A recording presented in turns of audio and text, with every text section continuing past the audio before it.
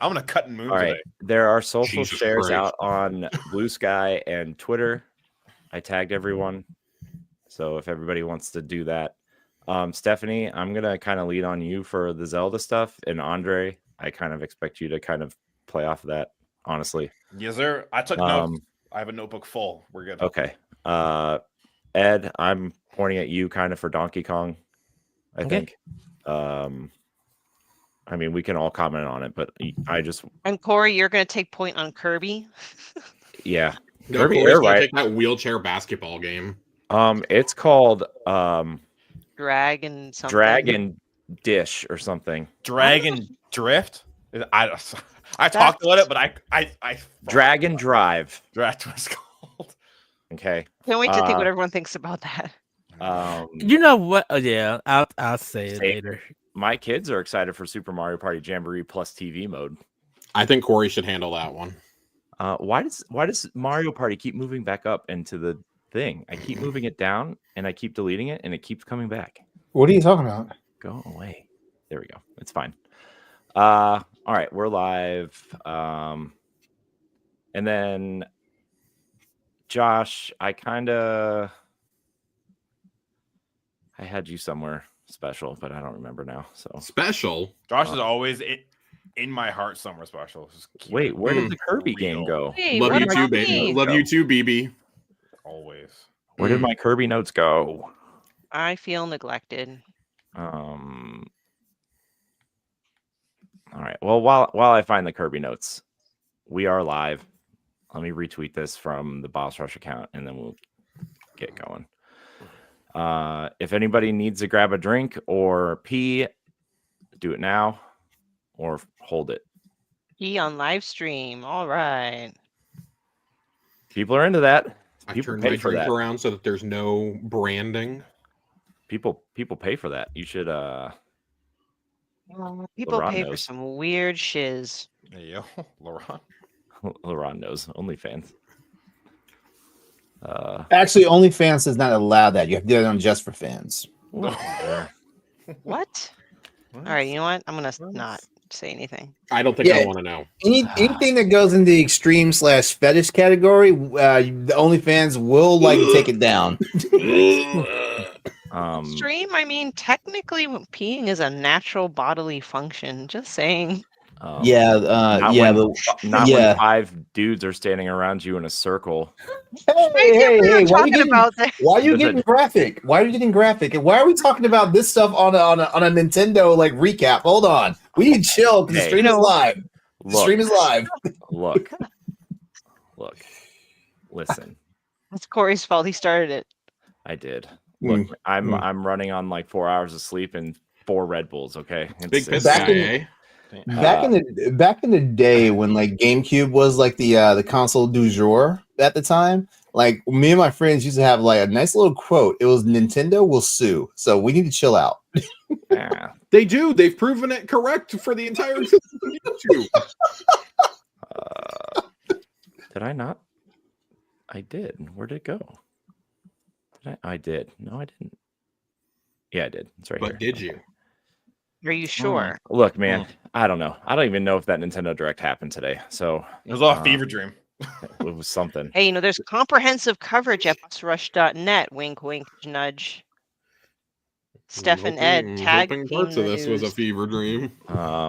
If there are notes on the games block. from those articles, we should plug it. Just we'll throw Lasby a bone. I'm just kidding. He's a nice young man. What a nice young man. All right. Who's ready? Oh, I got to think of a nickname for Andre. Let's do this, boys and girl. Yeah. Shoot, Ed, I had a really good nickname for you, and I forget it now. Damn it. I should have wrote these down. It's fine. All right. Yeah. I didn't write it all down. I thought I would remember because my brain works so well. I'll be nice. All right. Here we go. 3, 2, 2.5. Waiting for Josh. Josh just casually gets up. It's crazy. Josh just casually getting up is crazy. What? Mid countdown, he's like, "Wait a minute, I gotta do something." Oh, I went to go close my door because I dropped a piece of candy and didn't want to hold everyone up to try and find it. So I closed the door so the cat doesn't come in. Oh, all right. I don't want him eating a piece of chocolate and dying. One. Complaint. 2. Josh gets up. Oh, okay. Stephanie, we need to see before we really start. We need to see how this looks, Laurent. Yes, we do. Hold on. Why is this not going? I'm looking, and I'm also looking at it live on the stream right now. So let's do the thing. Well, we need to see how this looks with 6 people. This. Come here, baby girl. How does that look? Are there 6 of us there? Hold on. I'm still waiting for the stream. I'm still waiting for the stream to catch up. Just look in the box in the screen. You're an Oh, admin. that's so good. That's fine. I'm waiting for the stream to catch up. Oh. There we go.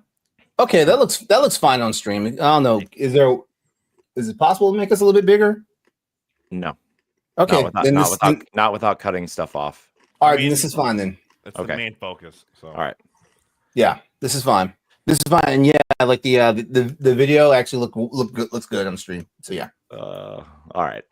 Let's do this. Let's cook. Countdown Let's cook. yet again. Let's do it. Here we go. 3, 2, 1. Yeah.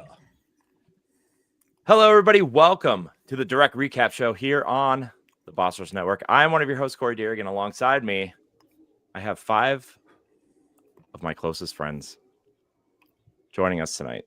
First of all, is Randy Pitchford's favorite magic trick, Laurent Dawkins. Whoa! Christ. Whoa! Mm-mm. I have a name for everybody, Laurent. You're not special, okay? I'm gonna take my leave of the show now. Goodbye, y'all. Bye. Wow. You sit those muscles down. Okay, so for the people that care about this, what's popping? Hi, Laurent. Hey, Corey. I feel like we just did this, but with blue instead of white. Also, remember how we had that conversation about people commenting that their eyes hurt because we used white background, so I switched to blue yesterday? Yeah. How blinding is this right now? It's the only reason why this is not too bad is because there's a grid of 6 of us on. I mean, yeah, that's fair. Yeah. It's so fun. Speaking of I feel like people should tone down their harsh lighting and on their camera feeds, but hey, it is what it is. Yeah. Get some hue or some Govee lamps, guys. Oh, jeez. All right. Well, I feel like this is directed at me. No, actually, you have the softest light out of the others. Is it me? Josh, it is you. Speaking of that, also here is the Princess of Imprisonment, Stephanie Klima. I was going to make a cute little quote reference from the direct, but I'm going to put my headphones down and turn my lights off and talk to you guys in the dark. Gosh. Actually, before this goes way too out of context here, it's the professional YouTuber to my right. You're right. You're pointing Yeah. left, but Josh? you're right. It's fine. Okay. Oh, we're mirrored. My bad. Yeah. Wait, it's my right though. This is my right. It's fine. Yeah. Because if I point that way, I'm pointing at Josh. Yeah. See, even on the stream, I'm pointing at Josh. Well, not on here. So, look, man. I'm just. Let's do this. Get the intros out. I'm just gonna move along. I'm being disruptive. Get the intros out the way. I'm moving along. Yeah. Also, here is my favorite $10 Switch 2 upgrade, Josh Finney. Jesus. Well, at least mine's kinder than the others. These are bad. It just makes me sound cheap. These are so bad. I mean, Josh, look at all the merch behind you. We know you're not cheap. How much money have you spent on Destiny merch since I've known you? Ballpark. Hit it. Too much. $1,000-ish? Oh, man. Good times, huh? Destiny. That wasn't here today. Not Continue. shocked, Continue. Hello, everybody. Oh, man. Also here is the one, the only Switch creator from the Great White North, Mr. Andre Wilson. Yellow. Hello. Hi, Anyone Oh, Andre. there? hey. Oh, How's it going, hi. everyone? I didn't have time to think of a sweet nickname for you because I'll take as of 45 minutes ago Yeah. when I knew you were going to be on. I asked him at like 2 my time, 5:40 my time. He sends me a link, and I was like, "Oh God, this is happening! No time to prep. Zero prep time." But I'm here. Yeah. That's all that matters. I'm here You with are- some great you people are talking here. about some fun things today. So You are here. You are here, and I I'm made it happy on you're time. here. Me too. Here, I'm happy excited. to hear it. Excited to talk all kinds of things with you guys. So It's true. wouldn't have it any other way. Last but not least, everybody. Last but not least, we have the star-crossed barrel bonanza man himself, the one and only, that retro code Eddie V is here. Hello, everybody. I'm so excited to be here with you all. Oh, what a direct. Ed, Pause. Ed, Pause. why are you What's pausing? what's your nickname, Corey? Everybody Press give C him a to chat. nickname. Everybody give him a nickname. It's press C to chat. Press C to podcast. Press C to It's Corey. right there. It's easy. It's easy. Okay. I meant to introduce myself that way, but I did not. I failed as a host, Mm-hmm. but it's fine. I'm glad you The acknowledged it. backwards hat man himself, Corey. It's true. I did try to turn my hat around one time, and everybody's like, "No!" And I'm like, "Okay, You have a bringing it brand. back." True. I do. True. It's too late to change it. It's too late to change it. The Fred Durst jokes aside, too late to change it. You brought that up. You brought that up. You did that to yourself. I'm doing our mean tweets episode right now. Hilarious. We are here, everyone. Not because we all love each other very, very much, but because there was a Nintendo Direct today revealing the Nintendo Switch 2 in its fullest with a bunch of games, release date, prices, tech, and massive third-party support, it looks like. Yeah. So Huge. overall thoughts, the quick thoughts, just one at a time. Just give your 30-second thoughts. Ed, I'm gonna go to you first. 30-second thoughts on the Direct today. It pretty much was a perfect 10. It was everything. Got third-party support. The first-party games from software doing stuff on Switch with Nintendo. That's that's really crazy. Seeing no Mario game like platformer, which is interesting, and no Platinum games. But I think they're working with Koei Tecmo for Ninja Gaiden 4, so they may have something later. But overall, loving what they showed. Looks like they're going to give around for some people's money this year or coming years, I should say. I expected the perfect 10 from you. It's a Nintendo show. I expected it. That's why I'm glad somebody said it. Hey, he can feel how he wants to feel. It's fine. All of our opinions are valid here, except for mine. Stephanie, what did you think of the Direct? I'd say it's a near 10, but I wasn't expecting perfection with this Direct. And to be quite honest with you,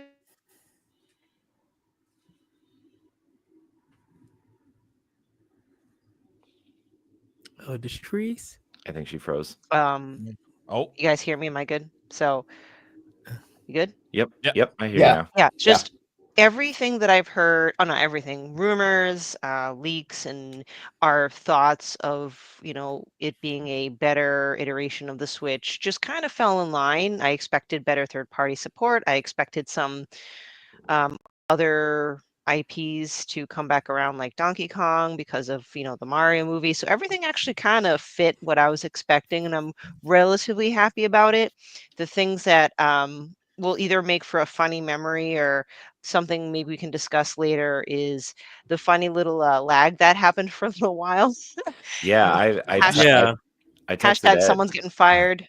Yeah, I texted Ed. I was like, my audio is extremely behind this video, Mhm. and then the video froze. I'm like, Yeah. and it was storming here, so I was like, wait, did my video just freeze? Did it just? Same.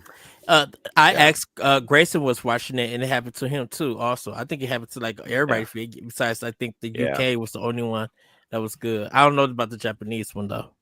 Yeah, and Yeah. like the paid tech demo, the camera sharing screen share, I'm not convinced yet Yeah. to see if it's really Very, gonna. very 2007 webcam Skype. Very Yeah, good. I know so we're not there yet, but I do like the look of the camera. How yeah, no, like that was it's really they're like, trying. Like I appreciate the attempt. Like Mm. there's the specs of the Switch itself that I love, and these more gimmicky fun things. I will see how well they're executed. So I just say Mhm. satisfactory direct, a lot to get excited about. It's just a couple of interesting quirks here and there. Yeah. I'll share my thoughts in a minute. Andre. I mean, this direct kind of just fit the bill. Everything that we've been wanting, seen from leaks, overall thoughts kind of just fell into line. I mean, Mhm. there was a ton of things that like I was like, holy cow.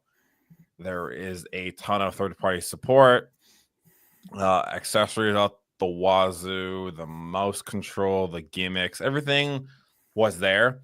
And as excited as I am, as much as I want to run through a field and just scream, I think at the end of the day, like we all just kind of need to just see this thing like in person and play it.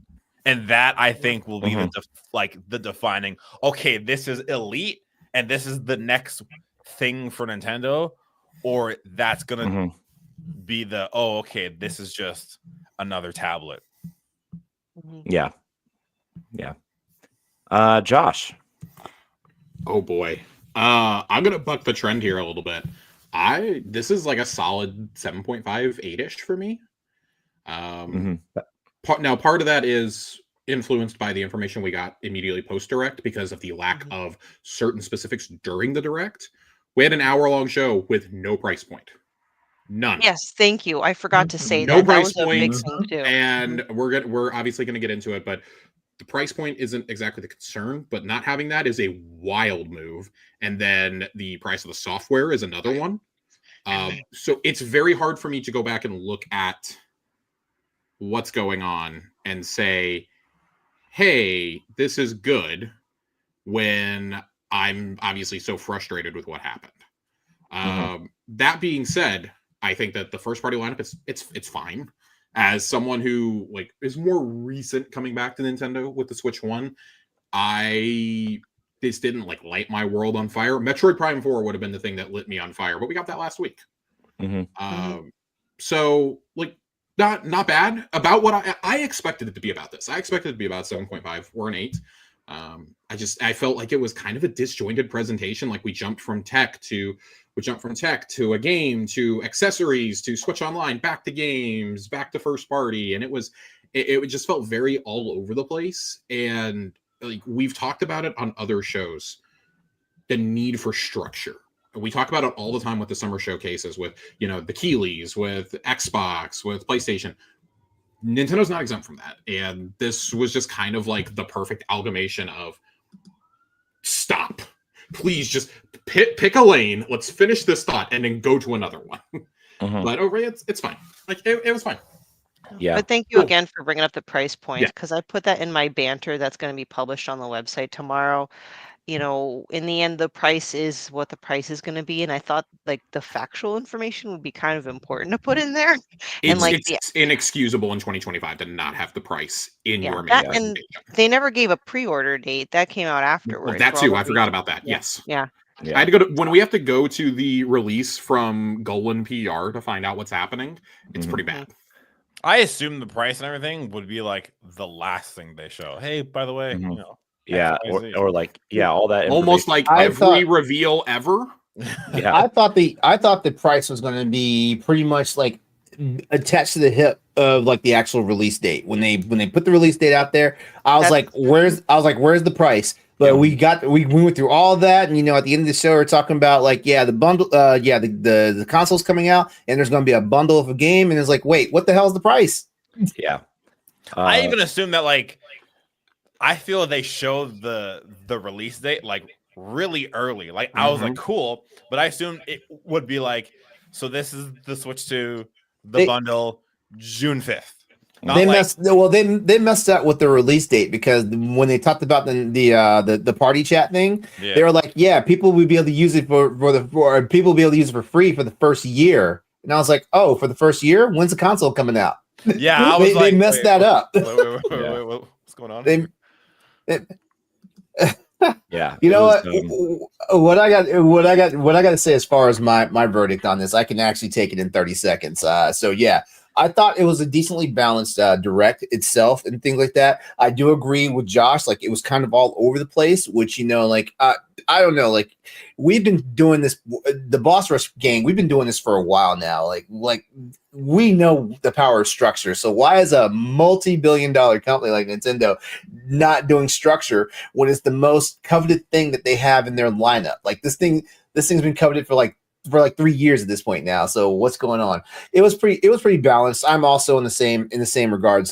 Probably a 7 or 8 out of a 10 and stuff like that. It did some things well. It did some things not too well, and it did some things that just made people scratch their heads. Yeah. As for me, real quick, yeah, I kind of sit in that 7.58 range too. I felt like they spent a lot of time on the console itself, which is fine, right? But it just felt like it started slow, and then they started showing off Switch 1 games that got the upgrade stuff, which is like that could have been an email type thing, right? I wish they would have spent a little bit more time on the games that are coming out, like you know, Donkey Kong and Mario Kart and Hyrule Warriors, right? Like those are 3 pretty decent games to come out in the first year, and you know, they weren't shown until, you know, close to the end, except for Mario Kart, kicking it off with Mario Kart. So also I think we've been anticipating this thing for so long that the excitement and expectations, whether we knew it or not, were higher than we probably wanted them to be in a way. And so like it was trying to meet impossible expectations, I think, as a whole. But regardless, like I'm excited for the console. I'm excited for Mario Kart. The Donkey Kong game looks interesting. You know, I'm excited for the GameCube stuff, so we'll get there too. But sorry, go ahead. Oh no, go ahead. Because I was going to transition. So if you have something else to, okay, no, a one sentencer before you transition, Laurent, you're right. When I looked closer, the Koichi Kawamoto, the producer, as much as he was a delightful man, his suit really bugged me. The oversized. Oh my God! I was like, dude, did you raid your father's closet? I was gonna say it's like 2 kids were standing on top of each other in a suit jacket. I also everybody's clothes were ill-fitting, if I'm being honest. To that point though, like nobody recognizable was in this either, like presenting anything, which I think kind of, you know, it's really exciting when you see Miyamoto go out there and hold up a, you know, like wearing like a Pikmin shirt or like have a fake Master Sword in his hand or whatever, right? But like nobody knows who these guys are, and clearly this is the next generation of Nintendo coming up, right? I mean, sadly or not, like, I mean, probably one of the last consoles Aonuma and Miyamoto are going to be working on if this thing lasts as long as the Switch does, right? So we got to know the new generation at some point, and that I think that kind of threw off you know, a lot of things too. But we're gonna transition. Laurent, I'm gonna lean on you for this. Okay. We did finally get real specs for this console, right? It's a pretty beefy handheld, I think. I think obviously a lot of these specs are either Nintendo's gonna optimize their games very well for these things, or, you know, it's kind of fluff for third party. You know what I mean? Like you know, when PlayStation 5 said 8K on the box for a while, that kind of thing. But regardless, Laurent, tell us about the specs of this console. Okay. All right. So first of all, like, you know, It was there were some nice little surprises in there for me, if we break this down line by line, it's got a 7.9-inch LCD display screen with HDR support, which I'm actually happy about. There are actual like video files out there that they love, like seeing like HDR support and all that stuff, which is good. The screen itself has 120 hertz refresh rate, and if I'm not mistaken, I do believe that for the most part, like in dock mode, it'll also support those refresh rates up to 120 hertz. I can't remember. I can't remember specifically if I saw anything for past it, like 144. No, but it's 120. It's 120 across the board. Yeah. 1080p resolution in handheld mode. Finally, I feel like that should have been a thing for the Switch OLED, but whatever. Up to 4K resolution when docked, which is very nice. A lot of people are getting what they asked for as far as like the display side of it and things like that. So that's great. Performance wise, it's officially confirmed. It is the custom NVIDIA T239 chip based on Ampere architecture, which means it's like, okay, this is the tech guy in me. Like Ampere, that's 3 generations behind on the current GPUs, stuff like that. Actually four, but I'll give it 3 because like technically this T239 chip is actually a better version than what was in our GTX 1080s and stuff like that. So we'll do that. 8-core ARM Cortex processor. Okay, just to dumb it down just a little bit, it's basically a processor that also does graphics and stuff like that. So I feel very good about that. 16 gigabytes of LPDDR5 RAM. Basically almost a standard at this point, because we as far as the PC side goes, like, we're on a newer generation of LPDDR. As a matter of fact, we're a little bit better than that. So yeah, not bad. DLSS technology, that is one thing that like only PC gamers are really going to know and respect. But trust me, DLSS is a game changer because basically it's using AI algorithm and stuff to actually enhance your graphics and make the performance better. So basically, and it also saves a little bit of power on the system itself. So it's not going to be a big power draw because it's actually going to be using computational stuff to actually make games on lower resolutions look like the highest resolution you can get. With that, so awesome on that. Storage wise, we're looking at 256 gigabytes of internal storage, which is a big deal considering that our old boy switches, were just 32 gigs. So man. So question. Yes. Did they confirm if this is solid state storage or flash storage? Didn't hear about solid. I didn't hear about that actually. So it's actually, I may have to look into that. Because I didn't even think about it this morning when I was watching the actual direct show. So like, I imagine it's flash. Yeah, I'm pretty sure it's flash too because I'm looking it up now. Okay. Yeah, because I mean, solid state. There's only right now the PS5 is the only one that offers actual true solid state. Yeah. So PS5 or PS5 Pro? Both. PS5. The PS5 family. It's flash. Okay. Yeah. It's flash. And expandable memory via SD memory cards. Now, here's the thing, though. This is a newer class of micro SD cards. It's the micro SD Express cards, which Samsung was the first ones to trot those out and stuff like that. So your old school SD cards, like where I know I have one on my desk somewhere. Oh well, whatever.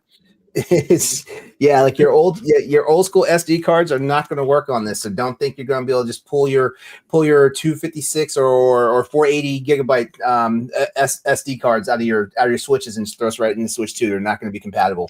What is it called now? Like, what is the special? It is the micro SD Express. When did those come out? Like, when did they? They've been out. They've been out. They've been on the market. I had to look them up. They've been out on the market for at least a year now. Oh, okay. So they're like kind of because I know everybody was just looking at the regular SD cards since the regular Switch. I haven't heard anyone talking about Express SD cards. They're the ones that just say they're the ones that say EX on them, right? No, they're not. No, they actually have like a banner that says Micro SD Express. As a matter of fact, if you give me a second, Corey, I'll share a link to you. You can actually throw it up on the Yeah, they show it in the direct Yeah. when they're showing the cars and stuff. I just didn't know that they were out because I didn't know they had the new cars out or anything. Well, I'm looking at one that says Express card, and there's like clearly a EX printed on the card. That's what I was. No. Like, Those have been down. those have been around for years. The ones that just have the EX on them, but they're not Express. The EX. I didn't know if that was like an indicator because the title of the card says Micro SD XC Express card. Mhm. I just didn't know if that EX logo was like a No, because crap. Where is it? This is just an Evo card. The one I have right here. This is the Evo card. I know I have one that has EX. And EX just means it has a better transfer speed. Okay. Yeah. Aren't they more expensive too? a little bit, not by much. A little bit, not by much, because the one that SanDisk offers is 128 gigs is $45, and the 256 is $10 more. So like, well, $15 more technically. Bad math, my bad. And I'm assuming those probably would drop once Switch 2 come out and the sales start picking up for them. Actually, micro SD cards don't get really expensive until you get past the 512 range. So like this is good pricing for these. Like the 1 terabyte and stuff. But I'm gonna recommend, and this is just a cheat code for everybody, for all the gamers out there. Don't buy the proprietary Nintendo ones. You're gonna get hosed for your money on that one. You know, you're paying for a logo at that point. Yeah, exactly. Yeah. But I want a mushroom on mine. Hey, then spend that money. You enjoy being poor, Stephanie. I think you're going to ask me something. I'm sorry, I've just been talking. No. That's why I wanted to put it in the chat so I wouldn't interrupt you. Yeah. And it came up when, just coincidentally, when you were talking about performance, and we'll get to the games that will be on the Switch 2, for example. I hate to say, looking at a Kotaku article, but I was, and it was complaining about the potential battery life. It could be as low as 2 hours, but up to, I believe, 6. And they were comparing it to all the other ones, probably because of the more demanding games. So I'm not sure if that makes sense. Yeah, it says Nintendo confirmed that the next gen device will run from anywhere from 2 to 6.5 hours, but that's a pretty big range. Any thoughts on that battery range? Is it like the Steam Deck around that saying? Like for the Steam kind Deck, of industry standard at this point. Yeah. I can vouch because I played games on my Steam Deck where it's like, for example, Ghost of Tsushima, I would get like on a full charge, 2.5 hours. I'm playing on like medium settings. Yeah, that's about the same that I get from. That's about the same that I get from my ROG Ally X. Yeah, and then say if me and LeRon were playing Monster Hunter, I get like 2 hours, maybe like hour 45. But if I play Half-Life 2, I get like 6 hours. It's easy. Yeah, so it's all about how powerful the game is pulling the draw on the hardware. Yeah. That's the main thing. I don't know if the Switch 2 is gonna do it, but on the Steam Deck, I can like manipulate how much like power the game is taking, and then like how much like I would guarantee you that's not happening. The Switch is not gonna have to where we might control it, but cooked into the actual software itself, the game might push out like, hey, like this is how much power it's going to draw and all that stuff. There may be something in the game itself that regulates that, or if you change the resolution settings in the, like, I think that's probably on your main console. Yeah. About the, cause like, I don't need it to run at 1080p in handheld mode. I'm going to drop that to 720p. I do. It's an 8-inch screen. I need a 1080p. I think that's probably why they put the USB-C, like that additional one at the top. So if it's getting close, you can still play it handheld, connect it, and then keep playing until it charges. Yeah. Don't have that Dreamcast problem. It's for those of us who like to play in bed. Yeah. And we don't want the plug constantly sticking us in the stomach. Yeah. Thank you for mentioning that, though. It does have two USB types. It does have two USB Type C ports, which I want to see what the expansionability of those are. Besides just using one for charging and using one for accessories, I want to see what they can actually do with that, because like there's a lot of like like Andre, Stephanie, you guys know, because like we all have PC handhelds. Like there's a lot of expandability with our additional ports on there. Like you can hook up iGPUs to them, which like iGPU is basically an external graphics card. Like not saying the Switch is going to do that. God, that'd be awesome if the Switch could do that. But there's a whole bunch of functionality and expandability when you have multiple USB ports that aren't just being used for the accessories or for charging. I know there's a ton of like AR glasses, like the company Vitcher, I believe. So I wonder if the Switch 2 will have the ability where you can plug in the glasses, then like have that experience. I think probably over time they'll probably include more functionalities that use it. I think right now it's just like basic. They can and then always over push a time, software improve it. update to unlock Well, it for as other long- things, too. As long as they don't do the dumb shit they did with the Bluetooth functionality on the Switch, we'll be all right. Because it took 4 fucking years, but whatever. Can I interject something real quick about tech what's specs up? before we move on? Yeah. The specs on this are like we just said, they're pretty close to what the standard non-OLED Steam Deck is right now. I think that takes me back a little bit that it's not an OLED screen right off the bat. I think if you've played the Switch versus like the Switch Lite or the OLED, like it is very clear how good the OLED screen is. Like I was not a believer until I actually bought one myself, and it was just night and day with how good it was. So to not have that here, it does feel like, we're probably heading for another round of, here's the Switch 2 Lite, like next holiday when it's been 18 months. And then, here's the OLED one. Like the next time you have a mainline Zelda game, here's the OLED Switch. Like I don't really love when companies do that, but like outside of that screen, the specs are pretty impressive for what they packed into a Nintendo handheld. Like I think we all think stereotypically like, and like by we all, I don't mean like necessarily the people on this panel, but as a gaming community, we think of as gamers with a Z, we think of Nintendo as this company that just like doesn't care about specs and like is fine with like being a few generations behind. I mean, like, look at how the Switch was in comparison to the PS4 and Xbox One. Like this is a massive step up from the first Switch. This is definitely a massive they step up. essentially looked at the Xbox Series S, tuned it down just a little bit in some areas and tuned it up in others. Like it's got 16 gigs of RAM and the Series S has 10. They basically took that and crammed it into a handheld is what they did here.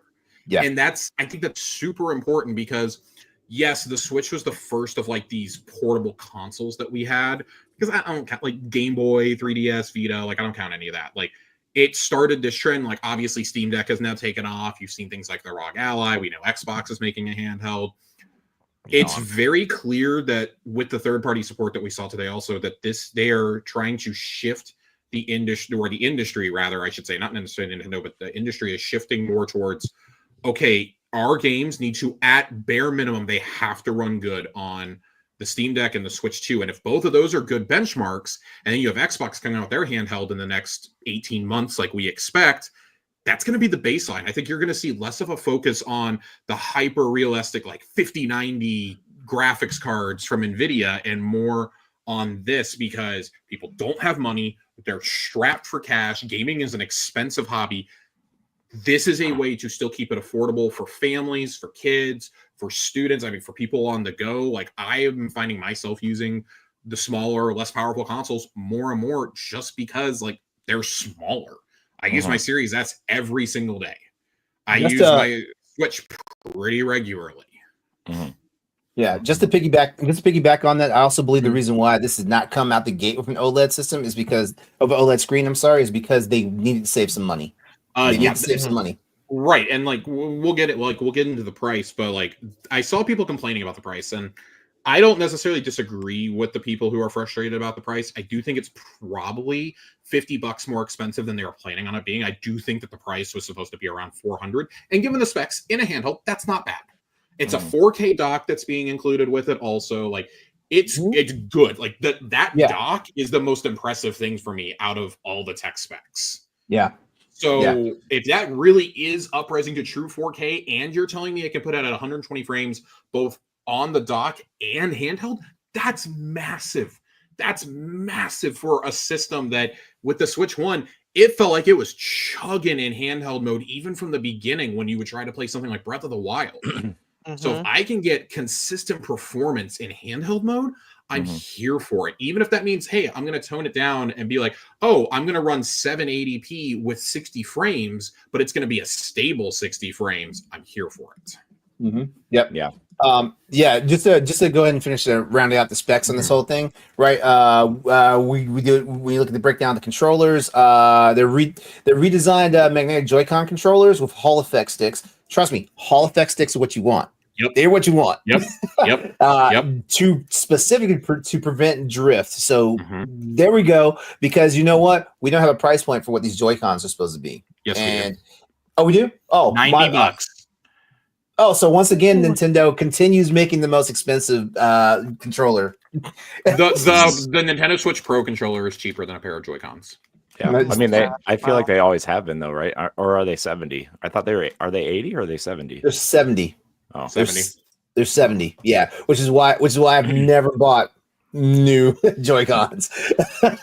But okay, but two of the cooler things about this, one is one of the things we knew, and one of the things was teased.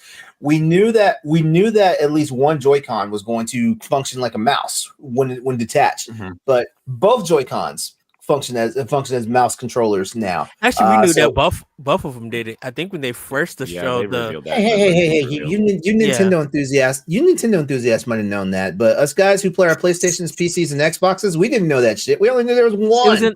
I think it was in the first trailer when they showed off. Josh, did you say that? Yeah. Okay, well, my bad. Like I said, I'm not a Nintendo enthusiast.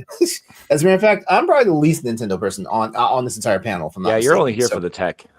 Exactly. Hey, I get my warm and jolly fuzzies where I can, you know. But I'm sure you do. But the C button was. The C button on the Joy-Cons was finally officially revealed or unveiled or whatever, and we now know that this is going to be used exclusively for game chat features and functionalities and stuff like that. So that was pretty exciting to see as well. And then as far as audio, we've got newly improved audio design for the system, where it has 3D audio support. And like if you guys don't know a thing or two about 3D audio support, like it actually makes things more immersive, particularly if you have like good headphones like hooked up to your system and stuff like that. So that's something. Yeah. Yeah. Overall, tech wise, this thing is looking pretty nice. It's definitely, like Josh said, it's like a 2, maybe 3x leap over what we got with the original Switch, you know, stuff like that. And I think Nintendo was paying attention to all the speculation about, like, you know, all the speculation and all the bad talking about like the Switch, the original Switch, and stuff like that. Let's look at it this way: the Switch is like 8 years old now, and like it was showing its age like 4 years ago. Yeah. Yeah, I think you know, Ed and I talk about this all the time, but the current Nintendo leadership is extremely conservative compared to Iwata and Reggie, and I think they saw obviously the potential of the Steam Deck, and they see these other consoles, and I think they want to be obviously not as powerful as the Xbox Series X or the PS5, but like I think they want to at least have some of those games on their console to at least be somewhat competitive. And so yeah, I think this was the right move. I am overall excited, but let's move on to these first party games. We're going to talk about the first party and partner games, and then we'll talk about third party games in general, and then we'll move on to price and release date and all that stuff. It kicked off with Mario Kart World. Open world Mario Kart seems really Diddy Kong Racing of them. Glad it took them 5 generations to do that, but yeah, you know what, Andre, I'm picking on you. Yes, sir. How do you feel about this Mario Kart? I'm excited. One thing that I was pretty surprised by is, well, there's a lot, but I'll start with the fact that when you do a Grand Prix in normal games, you finish the race, loading screen, You can use the washroom, grab a bite to eat. Not this time. You have to get to the other track and then wait for people. I think that's a cool incentive to kind of keep you always going. Knockout tour from A to B. Can you stay in the upper echelon of the pack? Can you be the one to make it home? I think that's cool. I think it's gonna really keep you motivated to always be in first, but also keep you anxious because you're always in first. And we all know first place is a dangerous place to be. And then as my friend Josh said, they Forza Horizon to Mario Kart. Yeah, that was my first thought. As soon as I saw this, I was just like, hey, look, it's Forza Horizon. I saw your tweet and I was like, oh my god, that's the best way to put it. Yeah, free roam. Go wherever you want, man. Do whatever you want to do till your little heart is full. They tease us with a couple boats, so our carts may turn into boats, snowmobiles. The cart customization looks like it's insane. I can't wait to be a cow. I can't wait to be a dolphin. I can't wait to be a Goomba, snowman. They have everyone you've ever wanted from. You can be a Boo in a suit. Yeah. You can be Boo with a monocle and a damn suit with a hat. Everyone in Mario that you grew up with has a cart, and it's crazy. And I'm super excited. The free roam aspect, I think, is where a lot of people are going to, again, fall in love with this game or not really enjoy it. I feel like there's a lot of things from this direct that we just have to do and play because we've all had Grand Prix. We've all done knockout stuff. The wall jumping is cool, but the free roam aspect is new, and it's going to be under a microscope, and it's going to be like right. So it's nerve-wracking, but it's like I'm excited to see how free it is and what we can do. And I'm sure there's going to be Easter eggs everywhere. I'm sure every nook and cranny of this free roam world will have a little something for every game. So I'm looking forward to it. I'm also looking forward to playing with friends in free roam and seeing how that aspect plays as well. Yeah, my daughter's really excited for the free roam stuff because she's not amazing at racing, but she loves to drive around in Mario Kart, and I think that benefits her. She's gonna be 7 in a couple months, but she can't like wrap her hand around like the camera controls or like the steering or things like that. And so I think that's going to be really cool. To your thought on every nook and cranny having something, I wonder if that's how you like unlock suits, costumes, parts, stuff like that too, Yeah, like it would be very cool is if you have to find different parts for your cart just around the world, or like do different missions, or say if like I'm playing and say if, for example, it's me and Stephanie, Josh, and LeRon, and it's like, hey, let's go race to that tower, first one gets to win a cart part, and like something like that. Or I saw in the trailer, like if you use a certain item, you get to like change your outfit. I don't know if that's like a permanent thing or if that's just like a in the race thing. But like once you leave the track, can I keep the Hawaiian shirt and the sunglasses on Mario Kart? Right. So there's tons of things I'm looking forward to. But again, there's a lot that I'm like, I just want to play it and just learn on my own. Yeah. I gotta say, I'm one of the few people that just, I don't know, I was kind of okay with Mario Kart 8 Deluxe. But by all means, it deserves all the success it's had. But I'm like, all right, kind of seen them all. But so I'm gonna hope to lean toward the free roam as a reason for me to get excited about the series again. Yeah. And just a shout out to people in the chat, the comments. What's up, DL Malone? No SpongeBob game, I know, and no Patrick the game either. Bummer, but hey, at least we got Mario Kart. Hey, Grayson. Mario Kart is played a lot in my house. I'm very excited. Okay, so this is the first original new Mario Kart game in how many years? Since 8 on Wii U. So how many years ago? at least 10. 10, Yeah. 12. Man, they decade? milked the hell out of Mario Kart 8. Mario Yeah. Kart Yeah, it 8 was probably, if I'm not mistaken, the best-selling game on Switch. Yeah, by like 30 million. It has units. an adoption Yeah. rate of like over 50%. It's crazy. Like Mario Kart 8 is like the highest selling game on the Switch, and it's still just like it still sells. It still makes statements. 75.8 million copies sold for both versions combined. This game It's came out. By the time this comes out, it will be exactly 11 years. It's crazy. Yeah. Like Mario Kart, people, sometimes clown on it, but it's like one of the greatest games Nintendo has ever made is Mario Yeah. Kart. Mhm.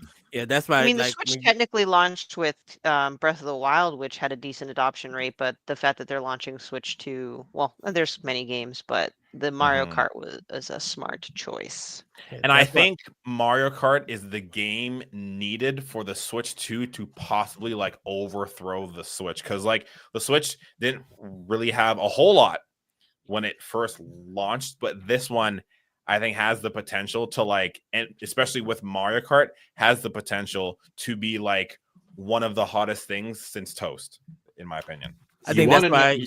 Oh, go ahead, Ed. Oh, I was just saying, that's why I think for a lot of Black Fridays in the past, when they did a lot of their bundles, Mario Kart 8 was always added on it. So That's a I good think- point. I think that's why they decided to do the bundle with this Switch 2, because they feel like if we got that attach rate with this system, we probably could do it again business wise. Yeah, I'm like the game itself, like cool. I'm actually interested in a Mario Kart for the first time since Double Dash. I can say that. I can say that myself. Like, Ugh. I'm not. I'm like I'm one of those people. Like everyone can tell you. Like you want to ruin my friendship. Like throw Mario Kart or Mario Party in there. But like hey, like they actually got me with not with Jamboree, but the Mario Party before that. They finally got me to say, okay, I will actively play this one, and I think like it's looking the same for Mario Superstar? Kart World. How? Well, Huh? Is that the one? Superstar was the one before. Yeah, like whichever one was the first official release on the Switch. Yeah, I guess my thing that's keeping me and like has really dampened my enthusiasm is the price point. $80 is ludicrous. I promise you, I will not be paying $80 for Mario Kart. Can we talk about the gall and the gumption that Nintendo has here we are okay. Yeah, we're talking about price stuff at the Okay. end. Yeah, Okay. that's the Because only thing that's holding me up, and it has negatively impacted my thoughts on the Yeah, there's a couple things I want to bring up at the end, and the price is one of them, and the way Okay. that game carts are working is another one. So Okay, all right. My only other thing, and I promise it's the last thought that I have on this. It's not a bad choice for this to be your flagship game. I think that's actually a brilliant choice. For this to be seemingly your only like real first party game at launch is rough. Like Donkey Kong's not coming for 6 weeks after. I don't really as somebody who's like not a super Mario Kart head, as that was just established, that doesn't really make me go, I have to run out and buy this console right now. Whereas like with the Switch, I was on the fence about the Switch, but it was Breath of the Wild. Like that was me coming back to Nintendo. Nintendo historically has had pretty solid launch lineups. And it just feels really weird that like the last couple consoles we've had outside of the PS5, like just across the board, have had really rough launch lineups. The Series X launched with nothing. It launched with a port of Gears Tactics. This is launching with just Mario Kart. The Switch launched with Snipper Clips and Breath of the Wild. Like you're saved because Breath of the Wild is like one of the singular greatest games of all time and easily the best launch lineup game since Halo Combat Evolved. To only launch with one game, like that is, first of all, like Nintendo knows that they can get away with that because it's Mario Kart. I think if you did anything other than Mario Kart or a 3D Mario game here, you were going to have a rough time selling that. On top of that, like when I look at the software coming, it just feels like, could we have at least gotten one of those games that's maybe cross-gen coming out the same? Like if you had done this with, say, Metroid Prime 4, which I know is not going to be this massive seller, Metroid historically isn't, that I think would have gotten people like me more invested in like, oh, there's something for me too right now, and not just Mario Kart, which I'll be happy to play with my partner, but it's not something that both her and I are gonna be like, we're gonna dump like 50 hours into this in the first month. We're gonna do a few races. We're gonna do a little free roam and be like, cool. When does Donkey Kong come out? Mhm. So that's my only other thing. Like my stuff is all anecdotal. It's the actual game, awesome. Here for it. Let's go. Speaking of Donkey Kong, let's talk about it. Donkey Kong Bananza, spelled like banana, not like bonanza. Ed, tell me about Donkey Kong. Yes, so this is going to be a 3D platform, kind of 3D action platform as you play as Donkey Kong. They're like you'll have a companion with you. You'll be able to dig into the ground, smashing. You'll be able to punch enemies. It looks very beautiful. It really speaks Super Mario 3D World, but enhanced with rich colors. You can be able to climb walls. It was a really nice shot that Donkey Kong is climbing the wall. You see the sunset in the back. It looks really, really nice. I'm surprised everybody didn't clown this game, be like Astrobot did it better, and all. It does. That doesn't seem like to be the thing. But this game looks like it's going to be a big hit. I'm glad they actually went with Donkey Kong, and I kind of like his eye movement. His eyes we kind of react on his face when he's moving around and seeing some things. And I think that's really, really cool. Yeah, As expected, he has the Mario movie design. Yeah. I love it. It's a Donkey Kong for a new generation. It's great. Yeah. This is basically like the Breath of the Wild of Donkey Kong. We're done with the remasters and re-releases of Donkey Kong Country Returns. Finally, like, I think it's great. This is going to be a speed player dream. People who do a lot of trying to speed through games and stuff, because it looks like it's very fast and it looks like the movement is fluid to get around. So I want to see how people speed race this game. I can't wait to see this in GDQ. I was getting the Jack and Daxter vibes off of this when I saw the trailer. Yeah. It's the Mario Odyssey team also. I think it's worth noting. No, that's why. It's very worth noting. And it's cool that they're still including those 2D elements with the 2D levels going in to mix 3D platforming and the country style games together. So I think the 3D stuff will probably be easier to get through, and then the 2D levels is going to bring it that challenging difficulty that it's been known for. This is the Mario Odyssey team, and if anything, if we're judging like the work of Mario Odyssey, New Donk City is one of the best levels of any game released in the last generation. If that combining the 2D elements with the open 3D space, if that is anything to go by, this game is going to be a contender for Game of the Year. Straight up. For me, if you had let off with this, I think my hype would have been through the roof. Like Mario Kart, sure. Like I feel like that's something you can comfortably put anywhere in a direct. If you had let off with this as your flag, she came out and I'm like, yep, let's go. But you can tell me anything after this and I'll be fine with it. I feel like because Mario Kart's comfortable and they're like, we know people enjoy it. So I love when we subvert expectations. I think all of us expected a 3D Mario game. I think very few of us thought they're just going to leave Mario out of this completely and you're going to get Donkey Kong. I think we all knew a Donkey Kong game was coming, but it being a launch window game, that's pretty awesome. I think the Mario team got something like in the works. Something brand new. This is the Mario team. This is the Mario team. No. But I'm saying that they probably been working on this game for a long time, while trying stuff. Right, while trying stuff, but actually thinking something very new and innovative for Mario. So when the next Mario game come out, it doesn't play like Donkey Kong. It doesn't play like 3D World. It's something like brand new. Well, I think they were trying to experiment with the Bowser's Fury thing, and right. So that would be my guess for another Mario. Like but the free moon DLCs for Odyssey. Yeah, that too. Yeah, and it probably looks like what they learned from Odyssey, they probably ended up putting in Donkey Kong. So that's why I'm saying that they're trying to think. I think they're thinking outside the box. What new can we do with Mario?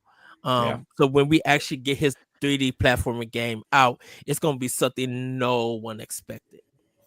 Yeah, well, they always try to do that with Mario, I think, but we can speculate about that on the next show because we're gonna move on to.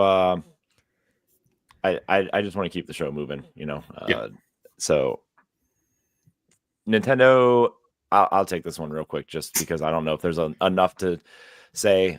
So they showed off the what was it? The Nintendo Switch 2. What was it called? Tech demo. The tech demo thing with all the mini Welcome games. tour. I put The Yeah, welcome paid tour. tech demo. Yeah, so they showed off Welcome Tour, and then they showed off Drag X Drive, Drag Cross Drive, which was like the it's like a wheelchair Rocket League thing that you use the Joy-Cons as the mouse to like roll the chair, which is like okay. I would say that I think it's really cool because they're showing like to give accessibilities for people who are in a wheelchair, and give people that feel what it feels like for them to play basketball, because it is a sport that people in wheelchair do. They do play basketball, so to actually have a game like that to somewhat represent them, I think that's really cool for Nintendo to go out, because like no one I else is doing hope it. they're representing it the best That is way true. that they can. Yeah. This is borderline either very The ACLU is going to come after somebody. well, it's borderline either like good for accessibility or offensive. So I'm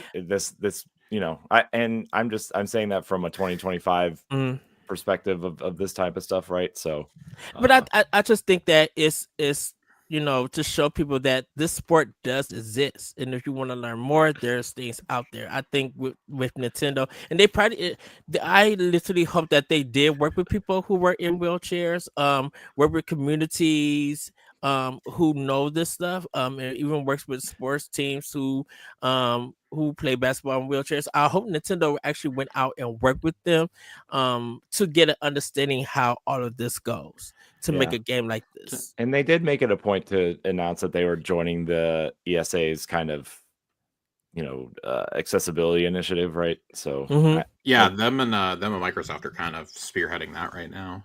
Yeah. Josh, we have a special question for you before do we? Yeah. Our old friend from Tower Casuals, Tiger Jesus 64, writes in. Josh, will you be taking any crossover questions? No, you can ask all your crossover questions tomorrow, and I hate and love you for asking that.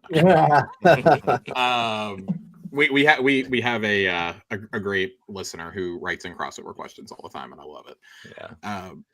Hot take: we should not be paying for a tech demo in a world where Astro's Playroom and Wii Sports were pack-ins. These games should be on the console when you buy it. They don't even have to be on the console. They can be on the store and they can be free.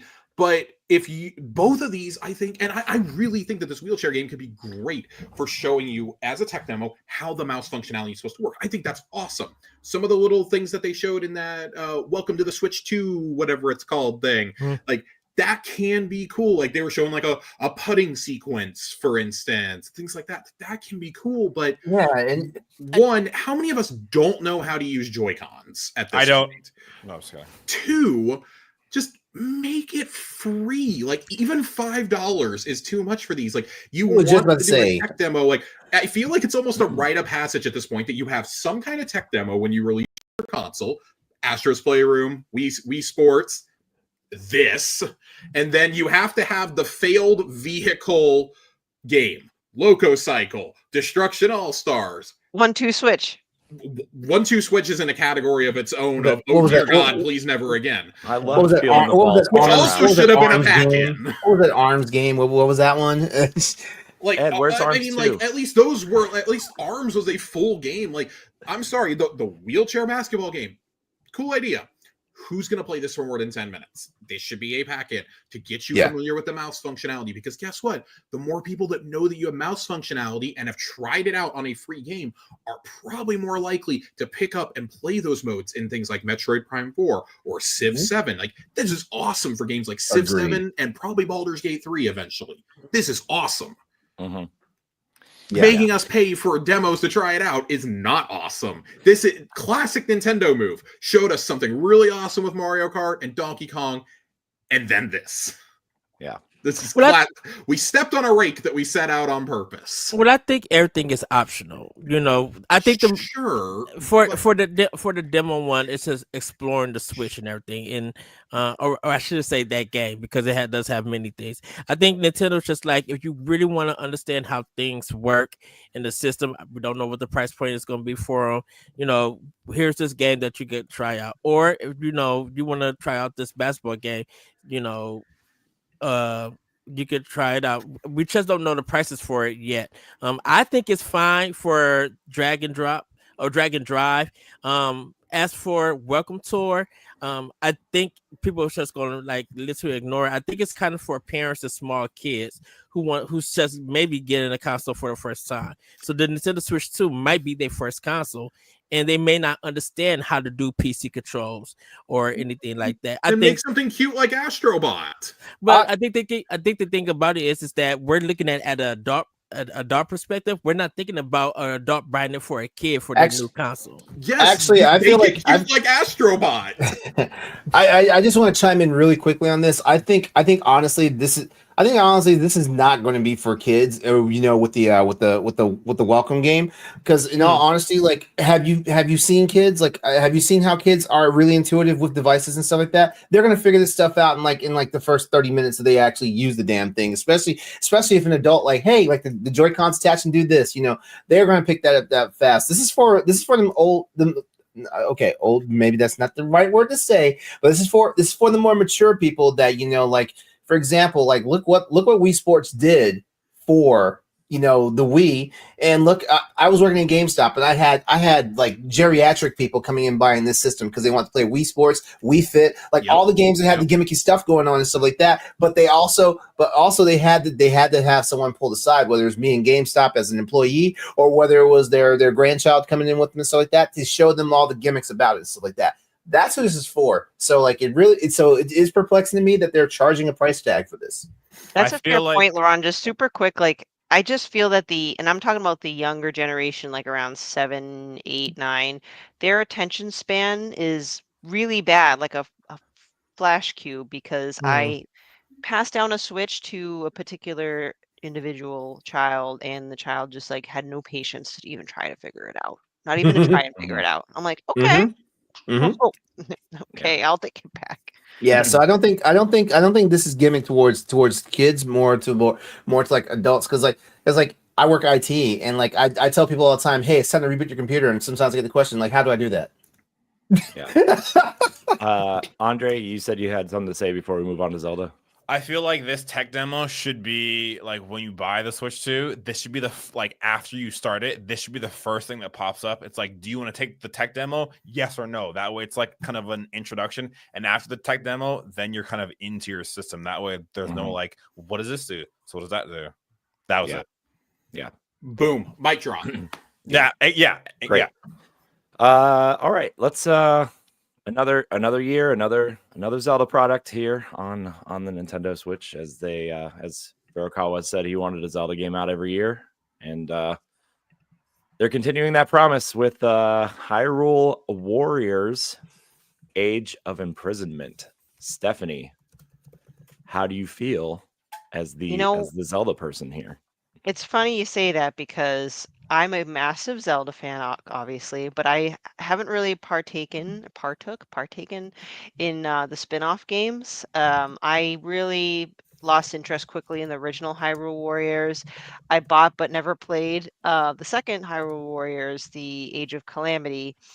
But this one looks very, very interesting. I think the evolution of the Koei Tecmo Dynasty Warrior style games for Zelda has evolved. I think the first one completely non-canonical. Yeah. The second one, Nintendo like claimed it was going to be part of the story, but then it kind of wasn't, and then it kind of fell short. But from the little bits that I've seen, I'm like, this seems to be like actually intentionally wanting to tell us the story of the imprisoning war, which is something I wanted to learn about. And I thought to myself, playing the game, like, you know what, if they make another Warriors game, it's going to be on the imprisoning war, and here it is.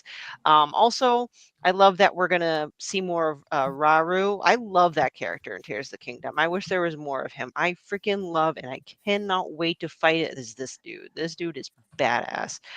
So while it is a Warriors game, I feel like this will be a lot of fun. I feel like it will be kind of more either story focused or quote unquote part of the lore. Also, there will be associated amiibo. You'll have the 3 champions, and I also think one of the guardians as well. So, Did they I mean, release just pictures of those? I've only Yeah. seen the Nintendo Japan. oh my god, the one from TOTK. Sidon. Yeah. Josh tweeted it, and I was like, oh my god! But That's the only one I care about. My boy is here. My boy Sidon. So the fact that the Nintendo's still making amiibo, perfect, and because they're Zelda ones, I'm definitely gonna buy them. All of them. Yeah, and all of them. All of them. All of them. I'm gonna go broke. Them making another construct like the Guardian is awesome. Yes, absolutely love it. I really wish that there was a Raru in there. You never know, that might still get thrown in, but if they haven't mentioned it by now, I don't know. You know, but it is what it Nintendo will is. make one later. So it should be Yeah. noted that the 4 or 5 that they announced today are technically Tears of the Kingdom one. They are not technically for the Koei Tecmo game, so you Yeah. may still get your wish. Yeah. Yeah, you know, that's a good point. So you never know. Yeah, because they did spend some time, by the way, talking about how there will be upgrades for Breath of the Wild and Tears of the Kingdom and Zelda Notes, which we may or may not cover later. But I do think that this next Warrior style game will be nice. This was I guess this will be the Zelda game of this year. So. Mhm. Yeah. And you know, and we'll get to it in a little bit, but you know, Wind Waker on GameCube too. Oh god. So Yeah. not the version I wanted, but I'll accept. At Andre, this point. Yes, sir. how do you feel? How do you feel about this? Are you a Hyrule Warriors fan? I've always wanted to play, but I think it's just for the fact that it's been up for so long and still like full price. I'm like, I physically just can't bring myself to be like, yeah, here's like the good old Nintendo curse. and it's just like I've watched gameplay and I've wanted to play it just because I've wanted to just get immersed in that. But the hack and slash, I'm not a big fan, but there's the other side of me that's like it's part of the story, kind of want to see what it's about, etc. etc. So this one, I'm kind of in the same boat as Steph, where it's like, it's cool. Will I play it? I don't know. If it's on sale, I might get it. Looks cool. Excited to see more lore. Raru. So Nice. Ed, we've talked quite a bit about Hyrule Warriors over the years. Yes. How are you feeling about this? I cannot wait for this game to drop. I think a lot of people just thinking, oh, it's just hack and slash. No, it's a lot of content in this game with different characters. The music is always good. It gets very challenging with it. Like, I'm excited to learn about what is taking place before Tears of the Kingdom starts, and that's kind of how Age of Calamity was. What took place before Breath of the Wild to start it. So they were able to fill in the gaps and everything. So instead of us getting a kind of 3-part story, Corey, like a trilogy, we're actually getting 4. Yeah. You know, we're getting the full Breath of the Wild experience, or this Legend of Zelda universe experience with it, and it just looks beautiful. The music is just gonna be crazy. I love the part where Zelda freezes time and you see the arrows moving where her sword is going. I just like, oh, this looks so cool. And then, you know, for some people, Zadidorf is going to be in this game, so I and people probably be able to play them. So I cannot wait to see what they have more. Koei Tecmo normally does a lot of warrior games and everything. So I'm surprised that they started off this year as this game being as for a part of the Zelda. I think I was talking to Grayson, and I told him, like, I think the Anuma and the team are like now in the thinking stages, probably with Monolith Soft. They're probably in the thinking stages of what is going to be the next Zelda game and how it's going to look. They may be trying like art styles, probably thinking of story ideas for it, and I think this is a game that will hold us over I have for a it. theory about that, but I'll save it. What's the theory? I think me and you have talked about it, Corey. Like my thoughts on like where they could go next for the Yes. Yeah. We've talked about We're it. going to do an expansion pass on that soon. And I think now is the best time to do it, actually, because of this game being hyped. I expect Stephanie to be on that episode too. Josh, Laurent, you have anything to say about Hyrule Wars before we move on? That was funny. I have nothing negative to say about this. This game looks cool, and the fact that I'm also one of those people that I'm kind of like I'm invested in like the lore of Legend of Zelda, even though like I'm very stubborn about the Zelda games I play. Like you guys know me, I love the classic like style Zelda games, which is why like Echoes of Wisdom was definitely one of those ones I was like, oh, I gotta get it, you know. But yeah, like you know, like this would probably be in my library at some point. One that you you won't know play. what? Huh? Yeah, What? exactly. What? Exactly. I'll play this. I liked the little bit I played of Age of Calamity. I think Three Hopes was really good. They've done a good job at kind of refining the formula around Zelda and Fire Emblem at this point. I think my only takeaway from this was though I got excited about Imprisoning War because that's something we've heard about in the Zelda lore for like 20 years now, and to actually be able to see some of it was really cool. Mm-hmm. But the rug pull of seeing Zelda on screen and you thinking that, oh my god, this looks like a mainline Zelda game, and then reviewing that it's a Warriors game, even though we already had the Koei Tepco logo, I was like, damn. Yeah. I really thought we were getting a Breath of the Wild styles game with Zelda as the main character. And that rug pull sucked. Yeah. Stephanie, last thought? Yeah, just quick last few thoughts is I pretty all remember when Nintendo told us in a direct years past that they weren't going to make Tears of the Kingdom DLC, and I think most people were fine with that given how big the game was. So I think this spin-off within the Tears of the Kingdom kind of story universe, whatever, is a great substitute and probably the better choice instead of a DLC, number one. And number two, I just wanted to share, I did watch this with my son as well, and when he started seeing the Tears of the Kingdom like mural, he did like a double take and his eyes were so wide and it brought him true joy. So yeah, my daughter was really excited because she's into Princess Zelda as a character, not the games particularly, but just as a character. And like this is the version she knows because she's watched me play Tears of the Kingdom and Breath of the Wild. So like, you know, she was pretty excited. I showed her some of the trailers from this, and this was one of them. And so I know we're about to move on, but I got to go to Nintendo for actually working with 3 teams on the Zelda franchise now. This is the only like series, like Koei Tecmo got the Hyrule games, Grezzo does the 2D style games, and then Nintendo and Monolith Soft does the main games. Like that's crazy that actually happened on the Switch, and that's probably gonna be the continued theme for this universe, for this IP. Speaking of the IP, let's talk about Breath of the Wild and Tears of the Kingdom because it's a new Nintendo console, so they got to release the Zelda games again, right? So we're gonna talk about those, and before we move into the third-party games, Nintendo said that they were going to offer Switch 2 upgrades to specific Switch games. I don't know if a price was announced for these updates for Switch 2. Not yet. I think but if you are an prices expansion, are out. If they are, yes, prices have been listed for these for the Switch 2 versions of these games, at least at Target and Walmart. They are about $10 more than what they currently are retailing for in most cases.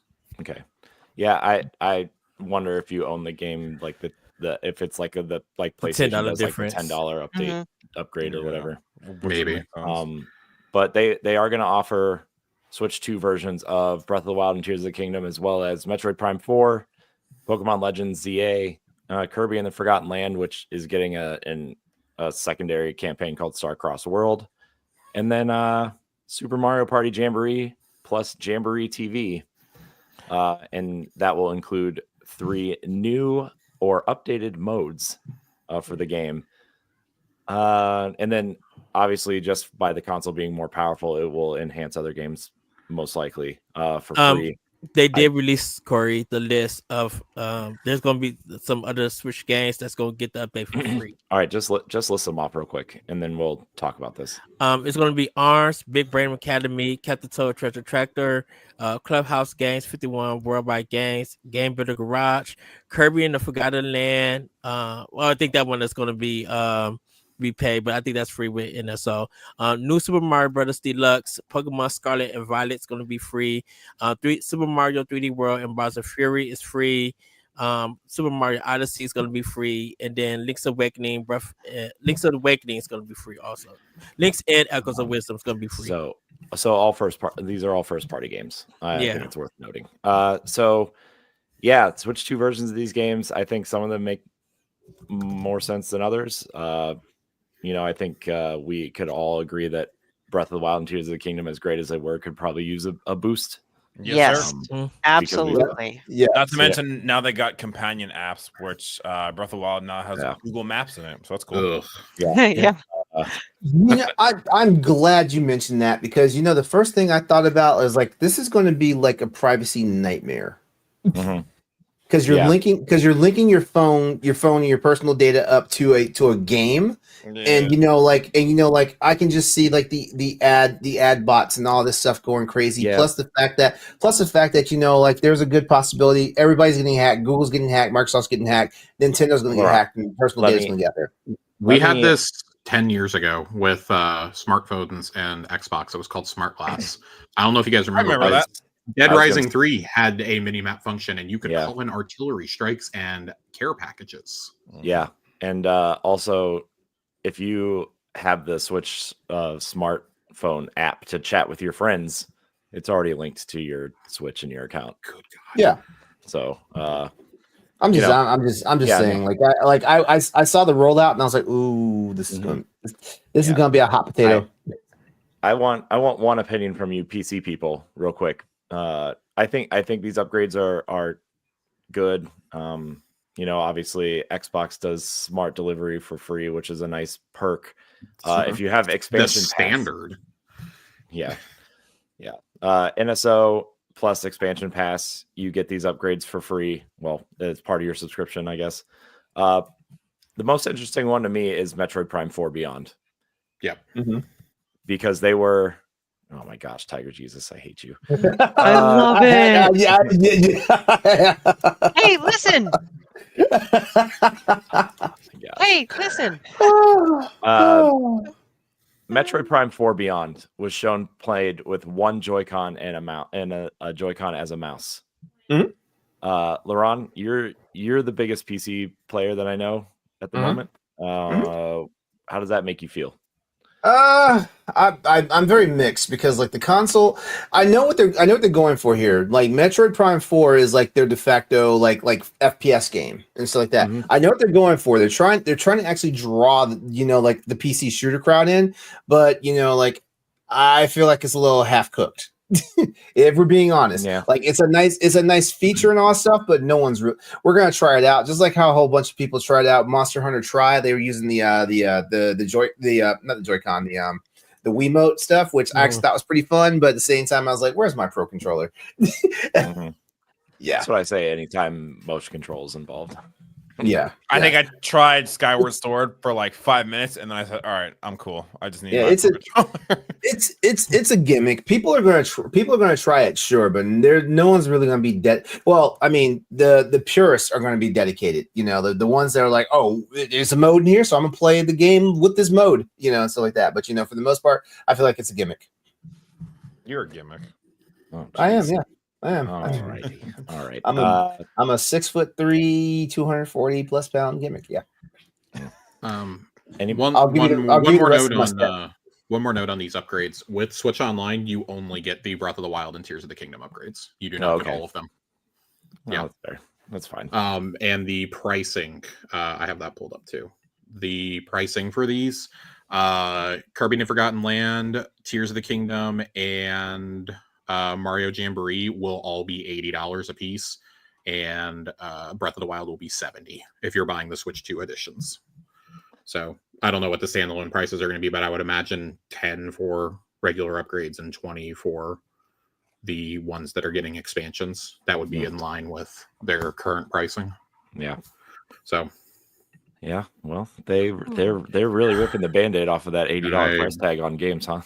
yeah. I have some words about that, but also we all have words.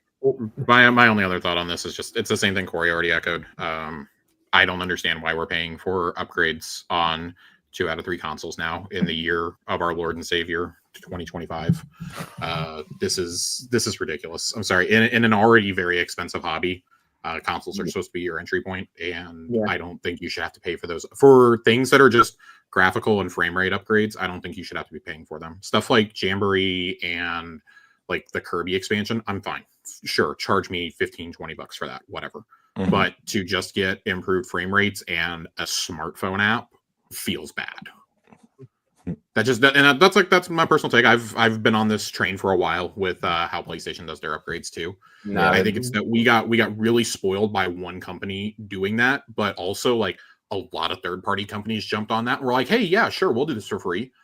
I think if this had been reversed and like a company had said, no, we're going to charge for this right off the bat, then it would have been, oh, everyone's going to charge. Mm-hmm. So sure, it's you can make the argument, oh, well, you know that Xbox is in third place, whatever, they had to do something like, yeah, I can't tell you how nice it is though to make sure that I'm getting the best version of all of my old games. Going back to even like the 360 and Xbox, original Xbox, it's great. So to not be seeing that on something that I'm about to spend $500 on feels a little bad, especially when those games already didn't perform super well. In the case of the Zelda games, I can't speak to like Mario Party or anything like that, but yeah, you know, as somebody who's played a lot of Mario Party with his kids, let me tell you, it's flawless. Unbelievable. The Wiggler, let me tell you, the giant Wiggler when he walks around in a big circle, 60 frames, flawless. Unbelievable. All right, let's get move me on. out of here. We got to talk about partner and third party games. Specifically, we have a lot. The Dusk Bloods. We're going to talk about third party in general, but this one specifically, Nintendo has a exclusive, quote unquote. We don't know if it's timed exclusive yet or if it's an exclusive from software game, a PvPvE game. Hey, Bloodborne people, how are we feeling? This is Bloodborne 2 with an asterisk. How are we feeling, guys? Yeah, because like I was legit sitting there, I was like, "Is this Bloodborne 2? Like how they wrestle it from Sony?" I could feel FromSoft people seething in rage when this wasn't Bloodborne 2. Bloodborne. I didn't feel that. I felt the seething rage that it was a Switch 2 exclusive. Oh, I've had two separate friends text me today saying I'm really about to have to go buy a $500 system to play one game. I was shocked that Hey, people spend $500 to $600 to play Monster Hunter. Sure, I'm just saying, like, FromSoft has like such a cult around it now. Like that doesn't surprise. I know people who did it with PS4s for Bloodborne. So I actually thought it was Castlevania. A lot of people no, because the way that he was looking, everybody didn't know that it would be like a From Software game or anything. A lot of people just like, oh, this guy with the girl lifting her hands up and everything. It looked, they're just like, could this be Castlevania? When I saw the sigil on his hand, I was like, this has to be Bloodborne. So this is also part of a deeper connection that they're having with FromSoft because you're getting Elden Ring Tarnished Edition with this, which is going to come with Shadow of the Erdtree, and it's coming with other unannounced content. Which I imagine it's probably just like some armor sets or something. I can't imagine that they're going to have actual like quests and story content exclusive to this version. That'd be crazy. That would be unprecedented. I feel like not necessarily unprecedented, but like to do that when you've already re-released this game twice and a brand new Elden Ring game is coming out the week before this would be a wild move.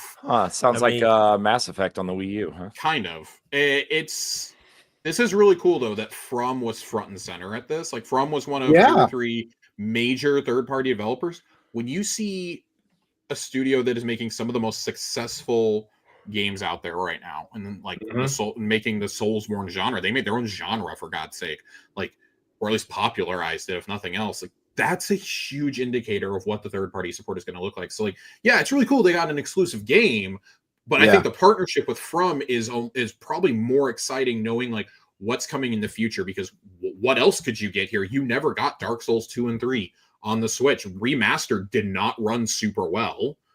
Could you get Dark Souls 2 and 3? Could you get Sekiro here? If you're getting Elden Ring, you can get everything else. Is Night Rain going to come here? That's another question we have to start asking. Like, probably not at launch since it's not crossplay, but it's so cool that now we can have that conversation of, oh my God, like a new FromSoft game was announced. Is it going to come here? Is Armored Core going to be the next one to come? You know, like outside of Demon Souls and Bloodborne, pretty much everything from is on the table now. Well, that's huge. I mean, it's probably one of the biggest Japanese companies that was missing out because, like Konami, Bandai Namco, Koei Tecmo, Capcom, all of them were being successful.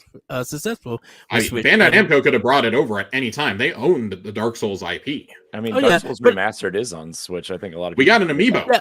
Yeah, but I'm just saying that all those Japanese companies that work with Nintendo, From Software was making a lot of third party for like Activision and Bandai Namco for Xbox, PC, and Sony. So they miss the Switch one, which is probably a power thing. It's absolutely a power thing. Make no mistake. Mm-hmm. Well, I think From Software could have even made a game fit for Nintendo Switch. Capcom did it with Monster Hunter Rise before they ported it. You know, I think From Software could have did something like that. That was probably something from left field, or even an IP that was just like very creative if they wanted to. But I think From Software focused more on the other consoles, which is not a bad thing or anything.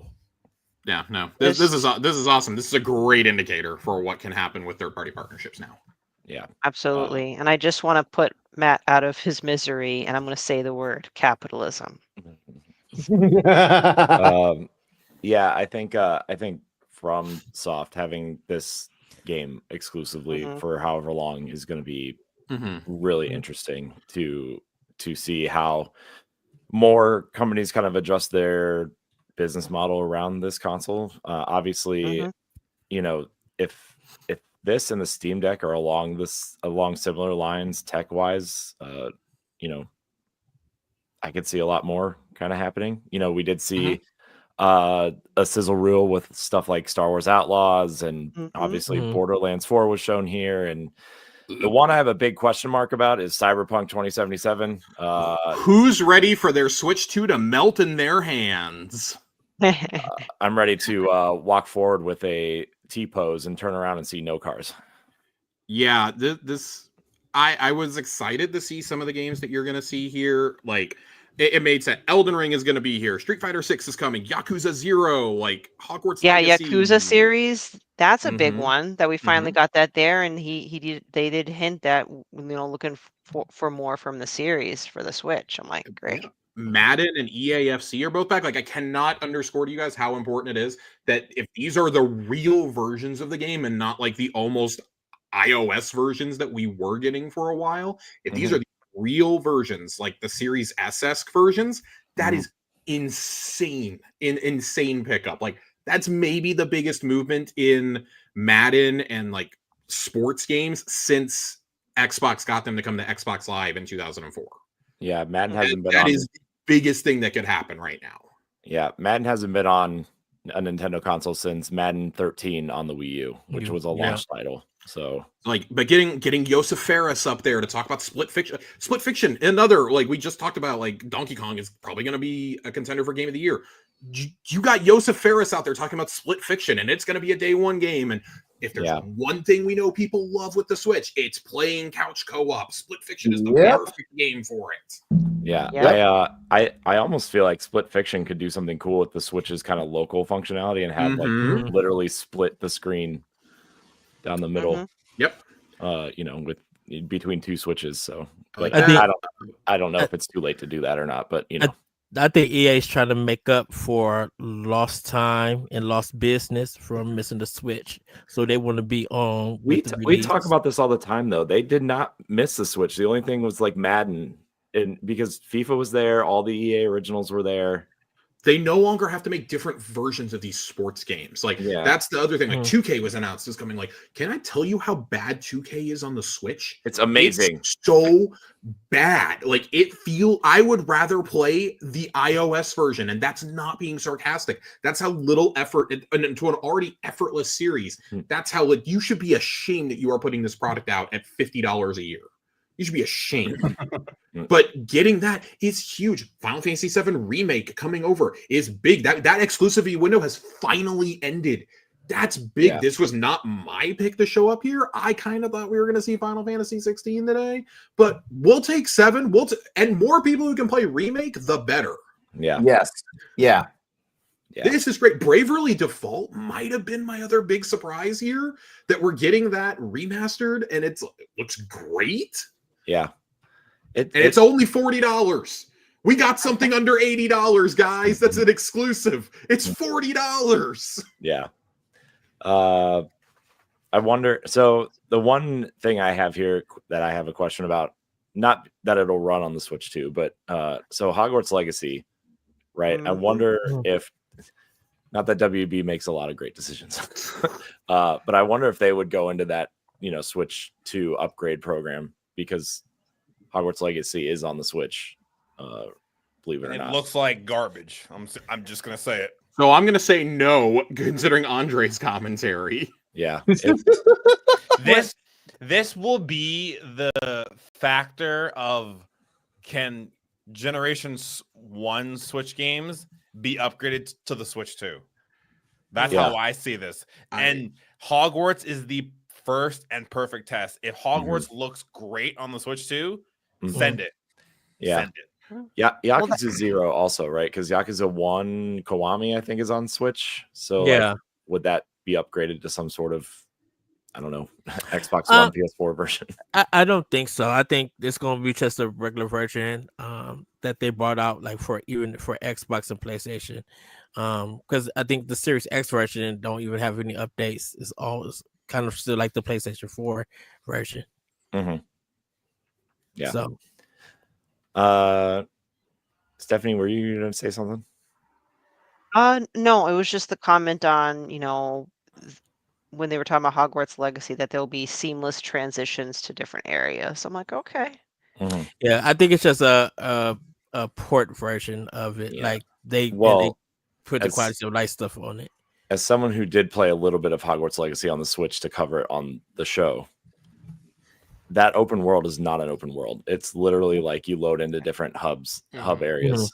And like the world looks like an open world, but you hit that loading wall and then it goes to a loading screen and then it just loads you on the other side of that wall. I think the only game I have ever seen seamless transitions do almost perfect, because I didn't even clue in, was God of War. God of War 2018 and Ragnarok. When he shimmies through the wall in the cracks. I just mean in the sense of like the camera is like always there, and like even cutscenes, like out of cutscenes, it always like it never seems to like falter. Yeah, if that makes any sense. I had a couple others that I thought were really cool here that just were like touched on very briefly. Confirming the 007 game is coming from IOI was really awesome. Yeah, GoldenEye. Yes. It's the brand new. It's a brand new. I know. Yeah, but I want GoldenEye. GoldenEye's already on the Switch. Go play it. Yeah, go play it. That's fair. It's that was really cool. Like again, it just highlights that that is a brand new game that is being developed for PS5 and Series X, and it is going to come to Switch 2.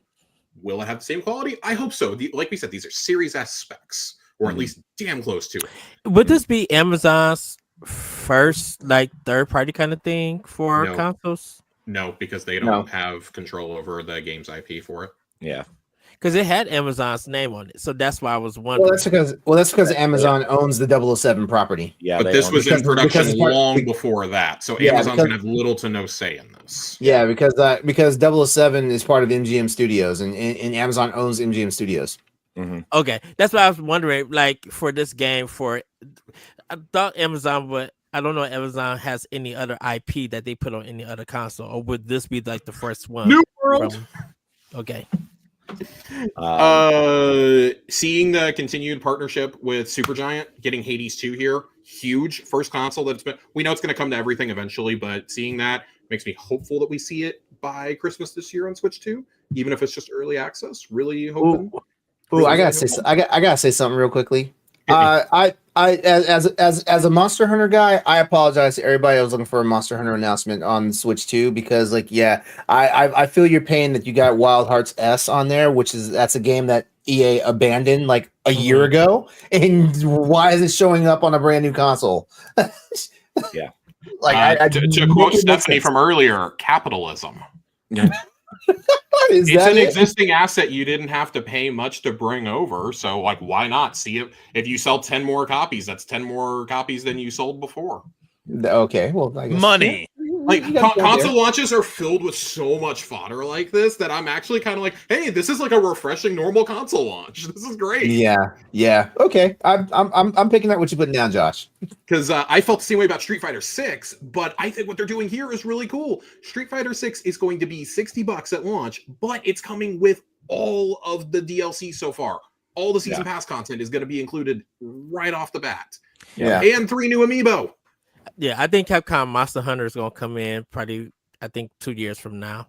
I think they'll make another one like how Rise was built for the Switch. I'm pretty sure. Yeah, because there's 3 Monster Hunter teams. And one team always makes the main game, which is what Wilds is right now. The second team makes the spin-off game, which is what Rise was for the Switch. And then the third team does backup for the expansion for the first game. Who does the stuff like stories? Somebody brought up Monster Hunter. That's a completely different team. Oh, we're not doing this tonight. I just wanted to say I just want to say that my heart goes out to all the people who are looking for a Monster Hunter announcement, with the Switch 2 Direct, and they didn't get one. My heart goes out to you guys because I was actually looking for it myself. I really want to see, but then again, Capcom just showed a lot of love, on the Switch 2 anyway. So hey, like Capcom's got something cooking. And it just crossed 10 million. Wilds crossed 10 million in its first month. They don't want to take the wind out of its sails by announcing another game so soon. Exactly. But Stories 3 could easily see that announced this fall. Easily. Yeah. Especially how well Stories 2 did on the Switch. Yep. Speaking of announcements, Nintendo GameCube. They did it. It was 6:30 in the morning here. I almost screamed. My partner had to come in and she's like, "Hey, what's going on? The kids are sleeping." And I was like, "Sorry, I got like a muscle spasm. Sorry." And she's like, "Okay, just keep it down." I almost yelled. I've never been so happy in my life. This muscle spasm. That's what we're going with. I'm gonna tell your children that when they get older. Listen, that sound, that GameCube sound, it's like Pavlov's dog. It's like ding. Yep. Yeah, there's that, and then my son being born. I'll tell him that right to his face. Wow. Homie,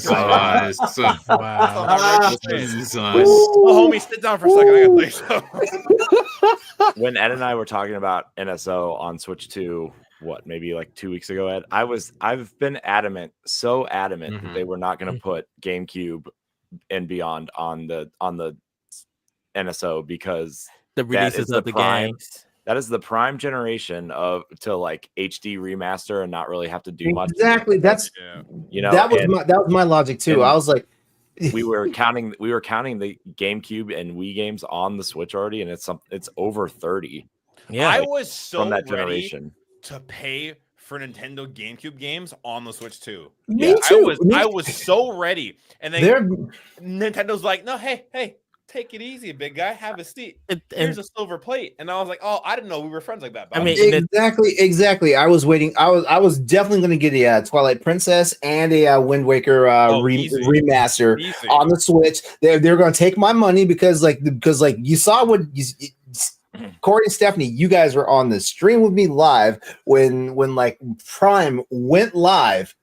And I was like, wait, Prime is available right now? I actually jumped on my Switch and bought it on the stream. Ever come out of anybody. Yeah, I think there's a lot of Nintendo GameCube games that haven't been released, and I think with them bringing this to NSO, a lot of people hopefully will be able to play that version, and games like Eternal Darkness, probably Twin Snakes if Konami and Nintendo work something out. And then there's just like some other games, even at Nintendo's launch, that just never came out or has ever been released. So people now getting a chance to play it. I mean, Wind Waker, yes. Soul Calibur 2, great decision to get a lot of people into this for this re-release with it. And then like I was telling Corey Wait, which game? Which game? The real Soul Calibur 2. Hey, run them Soul hands, Calibur dog. 2. Run them hands, dog. Let's go back. Soul Calibur 2 was the game. Josh, Yes, I'm but gonna- this is I'm the gonna- this I'm is gonna- the I'm gonna proper reserve- one with Link and I'm not gonna reserve my Spawn or thoughts. Heihachi. I'm going to reserve my thoughts on that one. Yeah, so this is a good chance, and like we don't know if they're raising prices or anything, but for right now, it seems like it's still the $50 per year for it. I think this is going to give more people. If GameCube could come, now people probably are hoping Dreamcast could come, because then Switch, in a sense, will almost be the ultimate game machine for people to play retro games.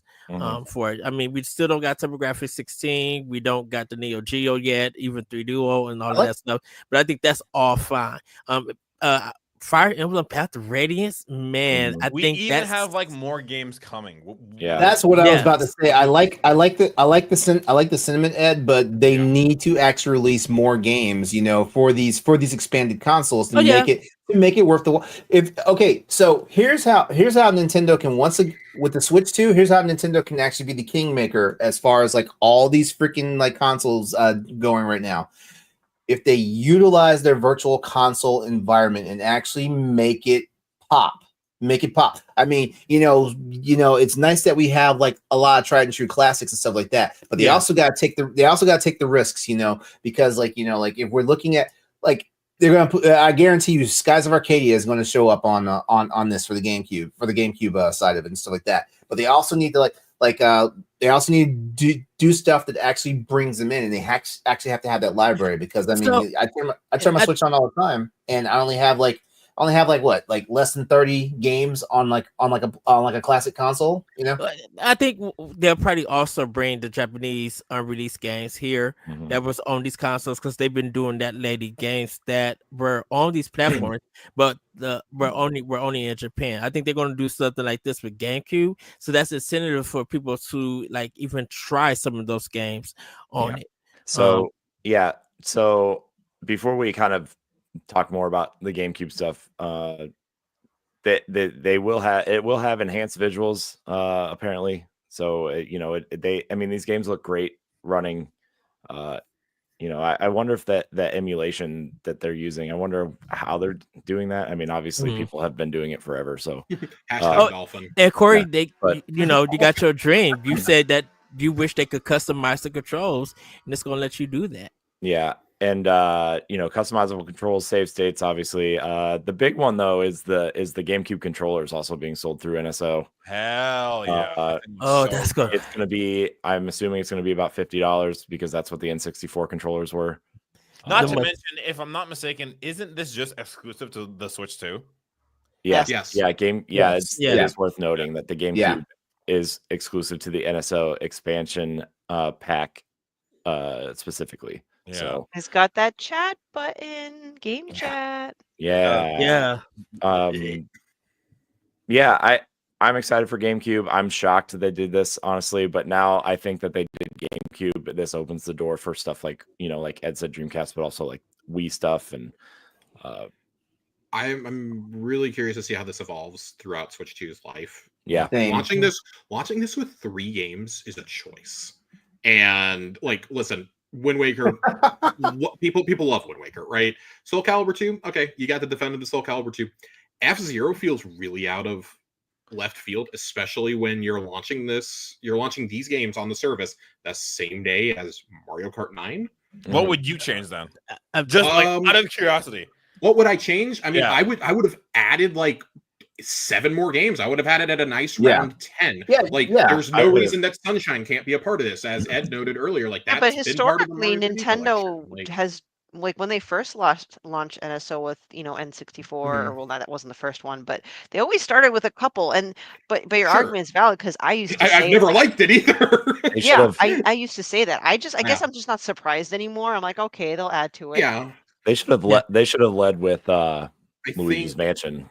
I'm also going to say, Oh, like, yeah. not have it. I feel like you had the perfect layup here to have Metroid Prime 2 as a part of this, because you 2 have and Metroid 3 Prime at 4. least. You have Mhm. 4 Three. coming out this fall. Like, you need to have a way for people to experience that story, People in my were opinion. begging for the Metroid Prime trilogy to have been Yes. finished by the time Metroid Prime 4 Yes. came out. Like I said, Nintendo's gonna bonehead this shit every time. They But are. Like, but I don't as even know if usual, it's like really a bonehead. It's just like they're not. It feels like they're just not thinking. Like, oh well, if people really want to play it, they'll go back and play it. I feel like Nintendo doesn't understand the value that their fan base puts on these classic properties. Like Yes. F-Zero being here is huge. I've been begging for F-Zero since GX to get But a I new think- one. but I think Nintendo has plans for some stuff. They just don't Right. want to say anything. I understand Because that it's 15 years. I understand we would love to have this stuff, but Nintendo is in control of their marketing. They know when to roll stuff out when they're ready to roll it out to get Well, people hyped. Do they? Okay, you know what? Actually, yeah, I'm going to ask the question here, and let's not make this a really long talk topic. But what is the reason for them allowing us to play The Legend of Zelda: Wind Waker when people have been begging for a remaster on the Switch? What was And what we're was the getting point? the not superior HD version from the I- I Wii. think- Which they will re-release. I guarantee you, we're still going to get re-releases of some of We these will! games. It just doesn't make Hey, any I sense. think They- Nintendo's not just focused on that because they have a new console. They want to focus their marketing on that for right now. Mhm. Well, They got- plus like people capitalism. people will buy the Switch just for Zelda, also, right? Sure. Right. And not NSO. I mean, that as many units as the Switch sold, they still only have like 25 or 30 million subscribers, and not all those are expansion. And a pass lot of subscribers. those are the cheap version. Yeah. Yeah. So I mean, if you're We have gonna it try, just to trade Pokemon. yeah. So any final thoughts on GameCube before we move on? Because I They do want remembered to talk Pokemon about pricing. Coliseum exists. Yeah. Star Fox Adventures better being there, or hands are being thrown with something. I'm glad it's coming. I'm glad it's coming. Yeah. Just a one-word answer from each of you. About what? What about Smash Melee? Ooh. Send the friend code, throw hands. It's easy. Let's go. Send the friend code, throw hands. It's easy. Pink slips. Pink slips, dog. Pink slips. Christmas morning 2025. Melee would break the internet fast. They will wait until there is a lull in their schedule, and they'll do it as a shadow drop. Yeah. That game would be so much. LAN Yeah. parties would go insane. I don't know if they would do it yet, or they would do it. No, they won't. because They're of- they're gonna wait. They're Yeah. gonna wait, and I they're don't gonna think they- drop it. I don't think they're gonna bring it at all because of Ultimate. All right. Well, let's wrap this show up and talk about pricing, release date, pre-order date. So I just want to say I'm from Canada, so my prices are different. I want to say that now. yeah, you have your fake money. I have thoughts on what I've seen on the internet about pricing. Yeah, you and I had a long conversation about that this afternoon. I came in very heated. Yeah, you did. Yeah, you did. I had to temper it, man. Yeah. All right. So Very the console is coming out on June 5th. Ed, sorry, your November prediction was way off. I know. I guessed this week last week. Yeah, he did. I said just to let everybody know. I said November during one of our special passes, or I think one of our shows. Because I thought that it was too close of a June release, and I thought they wouldn't have enough games ready to go for that time. But it seems that Nintendo does have a lot of games planned for it from third party. So with the June 5th release, I'm glad to see that. I told Corey I'd take my L. I just thought that November would be a time that they would have enough games for it. I mean, remember when we were at PAX last year, a lot of the indie developers said they thought the Switch 2 would be out because one in particular said they were going to show their game on it, and then it never came out. So I think June 5th is an interesting date. I would have gone a little earlier or a little later. I feel like that's like right at the beginning of event season. for the Summer Direct stuff. Yeah. Yeah. So I mean, I know they want it out before their Summer Direct stuff, and but pre-orders begin a week from today as of this recording. So you can go to mynintendo.com if you're an NSO subscriber, and they will put you in a first come first serve line that non-NSO subscribers are not allowed in. How bad do you think this is going to be overall, getting it on day one? I don't know. I could see it going either way. I could see it being like awful, but I could also see it being the way they've been talking about how many units they want to sell by the end of the year and how many units are ready. I could see this thing being relatively easier to get than, say, like the PlayStation 5 or the Xbox when that launched. Which we're also on a pandemic. Yeah. So yeah, I mean, I could see this being relatively easy. I wouldn't say easy, but easier to get than the last launch.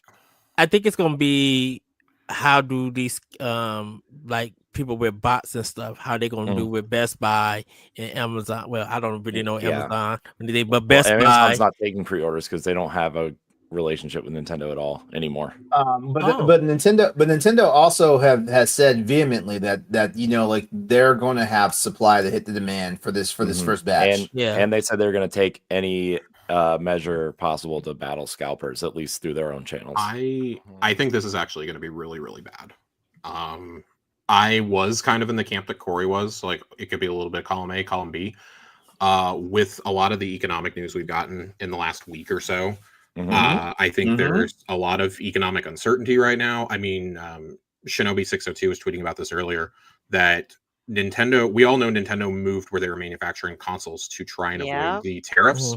They're doing it in Vietnam. Vietnam got slapped with a 45% tariff today.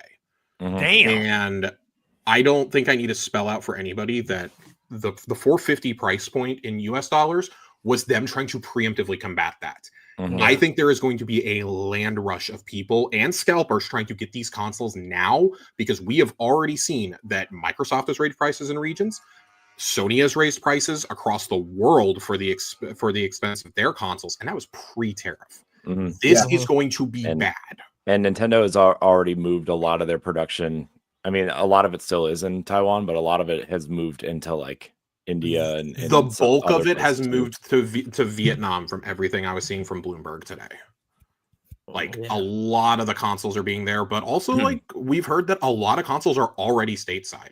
That they started shipping stuff in months ago in anticipation of this. It could go either that Mario Kart bundle is gone.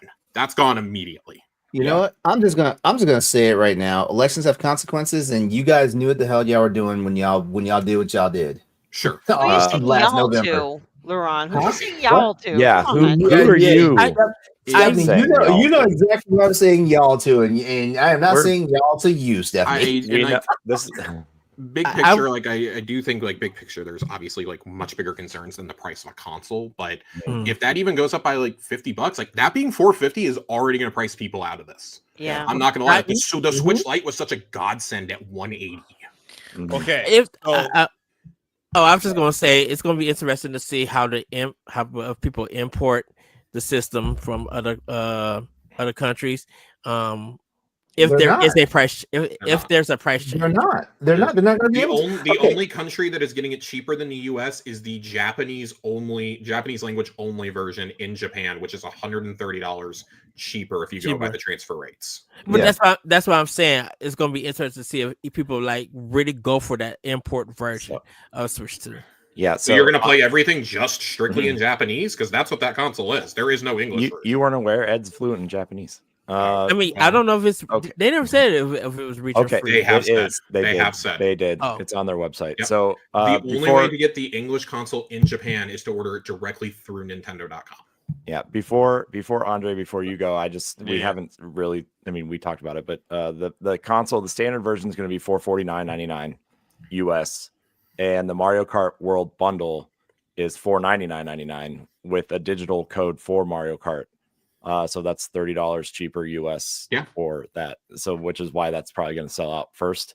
Andre, I know Canada's much different. Yeah. So actually two things. Corey, you just reminded me. Did you want to talk about how like they're gonna sell the game cartridges, but then you have to download the game. We're gonna do that right after this. Okay. So yeah, I live in Vancouver, Canada. My pricing for the standard Switch 2 is $629. For the bundle, it's $699. I am so sorry, man. I am so sorry. Oh, it's a Damn. it's a thick price tag.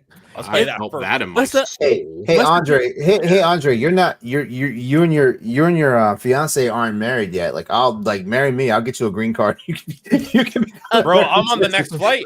I'm there. Andre, what Are is you the sure? PS Are you sure you want Andre to come here? Don't you want to go there? Andre, Yeah, I want the Andre, I'll healthcare. come to Canada on a sham I want the marriage. healthcare. Hey, look, I will kick everyone out of the house. I'm a tender lover, okay?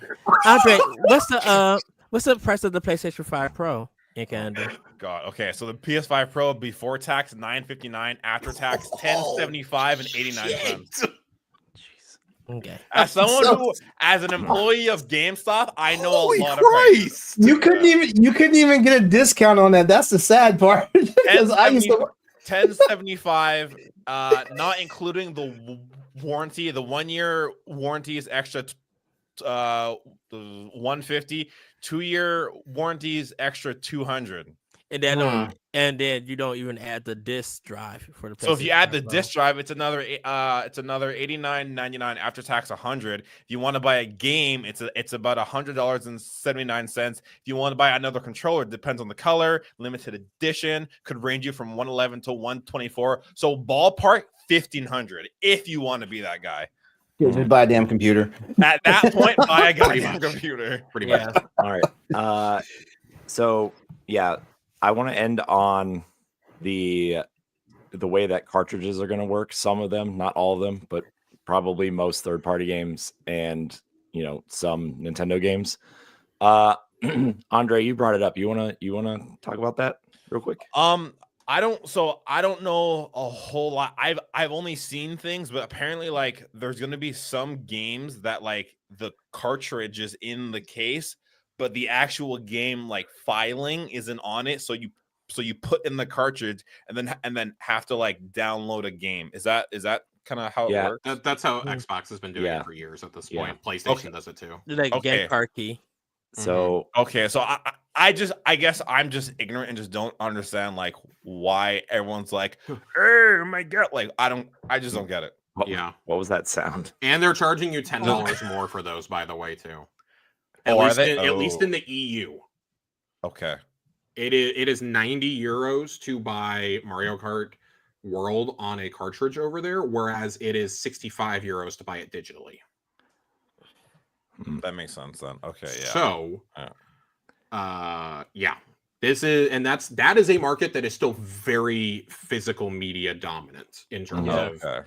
Switch games. I think Okay. Chris Dierich put out a number earlier today from Game Business where he was saying that roughly 80% of game sales in Europe and in the UK are still physical games. That's fair.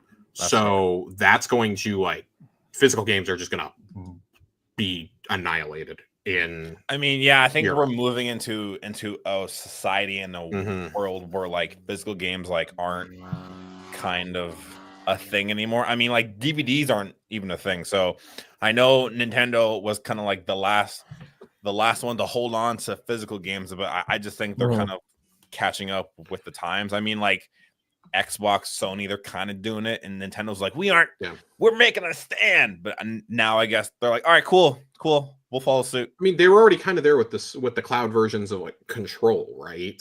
Yeah, They were already starting to dip their toes into this, but the fact that they're confirming that this isn't going to just be a third-party thing yeah. is big. But from what I was reading, that is because the speed you would need on these cards, it would make that cost even more. The cartridges cost even more. So for some games, it just does not make sense. I'm more shocked that all of Cyberpunk is supposedly coming loaded on a card. That's And Well, why? with the 64 gigabyte card. Yeah, so they got one of those super cards essentially. Yeah. I know- And you're not going to get that for every game. So I think they was planning the 64 gigabyte card for Switch, but I think they just never did it. they didn't do it because they were so expensive for the developer to, buy in bulk. So they just stuck with the 16 and 32 gigs, right? Which they're still expensive, by the way. Yeah, I think Okay. I think The Witcher is one of the only games that uses the 32 gigabyte card, and that's because the entire game and the entire game is on there. The DLC is not on there, by the way. It's just the game. That's weird. But yeah, I mean, those cartridges are expensive, man. That's why PlayStation won out against the N64, right? It's because discs were cheap. Yeah, and I think like that's sorry, I didn't mean to cut you off, but cool. The general consensus around the world is like everyone's upset about like paying $80 for a game. And I think where I am is that like up here, we've been paying like base Nintendo Switch game after tax is about $89.59, and if you buy the warranty, it's $94.59. So I guess like me being ignorant and not knowing what it's like down there, when I saw that, I was like, why is everyone complaining? I'm like, we've been doing this for like ever. I'm like, it's not new for me. Honestly, the main reason why we were complaining is because we just gotten used to like the $70 price hike for games. Which like most studios still aren't even charging that. Yeah, that's fair. Yeah. So like I think we all expected the $80 hit to come eventually, but I think we all thought it would be in the form of Grand Theft Auto 6 and which not makes sense. Mario Kart. And not not Nintendo type. Not Nintendo, who historically has had pretty decent price points for their games. They make smaller budget games. They promote themselves on being affordable. This whole pricing structure feels very antithetical to what Nintendo's brand is. Actually, you know what? I just had to think about that. Like, no, like this is kind of also something else that's all over the place for Nintendo, because certain titles have fixed price points, and other titles are like, oh, man, that was cheaper than I thought it was going to be, and then the other was like, you want to pay how much for this game? We had one $70 game on the Switch, and that was Tears of the Kingdom. Right. Yeah. Most of those games were 50. Like almost every first party game was 50. We saw some 60 sprinkled in there for like your Mario Odysseys and your Breath of the Wilds and stuff. But a lot of their first party games were 30, 40, $50. Luigi's Mansion 3 set me back $60. But then we got Metroid Prime remastered for 40, which was like a steal. Right. Yeah. So it's like, so for me, it was like 60-ish. But like they are typically, of the big three, they are more budget conscious about a lot of their games, unless it's like a premier franchise, and they just never mark them down in price then. Yeah. And they still sell buku bucks because it's Nintendo, because we love Nintendo, we trust Nintendo, we're familiar with these characters, we grew up with them, blah, blah, blah, blah, blah, whatever you want to make up an excuse for. There comes a point where your consumer is going to walk away at that price. I have not seen a single person of my hardcore Nintendo fans be like, yeah, cool, I'm fine with $80. Like, everybody that I have seen today that I know would normally run out to buy this, and who is going to buy one of these consoles day one, has said, if I do not get the Mario Kart bundle, I am not buying this. Yeah. And because to circle at back, a certain point, vote with your well. Yeah, go ahead. Go ahead, I think Stephanie. what Sorry. makes it work, like what is the cherry on top, is kind of circling back to the beginning of this recording, is it did not help that it was not transparent during the direct and had to come after. It was like rubbing salt in the wound. Yeah, it felt like the Vita memory card moment, right? Oh my god, it felt like the Vita memory card moment. It felt like, don't you guys have phones? What this honestly really scares me and reminds me of when I see stuff like this, and the fact that, oh, you're just gonna have the game key on a cartridge. Who remembers the disastrous Xbox One reveal? Oh yeah. We are bordering on tone deaf territory of the Xbox One reveal and the PS3 pricing fiasco. Yep. You won't are be able to... bordering on that in terms of how the public is going to receive this. They knew it was going to go over bad, so it was not in the direct. And that's not great. Like you can put any spin you want on it, right? Like, oh, well, they didn't announce the price because it could fluctuate because of economic policies and this and that. And I guarantee you it's going to fluctuate at some point. So maybe, oh, we don't want it to be archived and this and that, blah, blah, blah, blah, blah. Consumers are starting to see this because we had to go to a press release for it, and it's not going over well. And it shouldn't. The price of the console is fine. The price of the software to play on it and to upgrade your current software is not. It's the upgrading and the games that I'm like, you guys really want to charge like like probably here in Canada, Switch games are probably most likely now going to be like $100. So it's going to be like super unfortunate, which would or is going to make me. I did the go. conversion for you, Andre. If Mario Kart World, Yeah. if it is an exact 1-to-1 translation of the price up there, $80 for us is 114 Canadian dollars. All I can say is that none of that's going to matter when those games are on the NPD list and they like number 1 or number 2. It still matters, though, Ed. Who fucking No, cares if it's okay.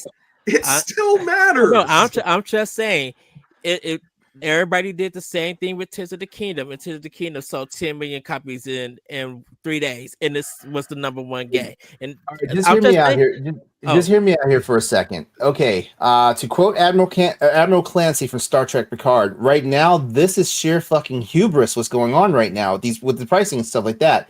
I think Nintendo's going to wind up in a reckoning phase where they're going to realize, hey, like we've been able to traditionally like keep our games at MSRP pricing for the lifetime and beyond of the console cycles and stuff like that. I think this might be the breaking point because enough people are realizing we're in the middle of a bad economy right now. We're in a neo recession right now. It's a worldwide recession that we're cruising towards. Yeah.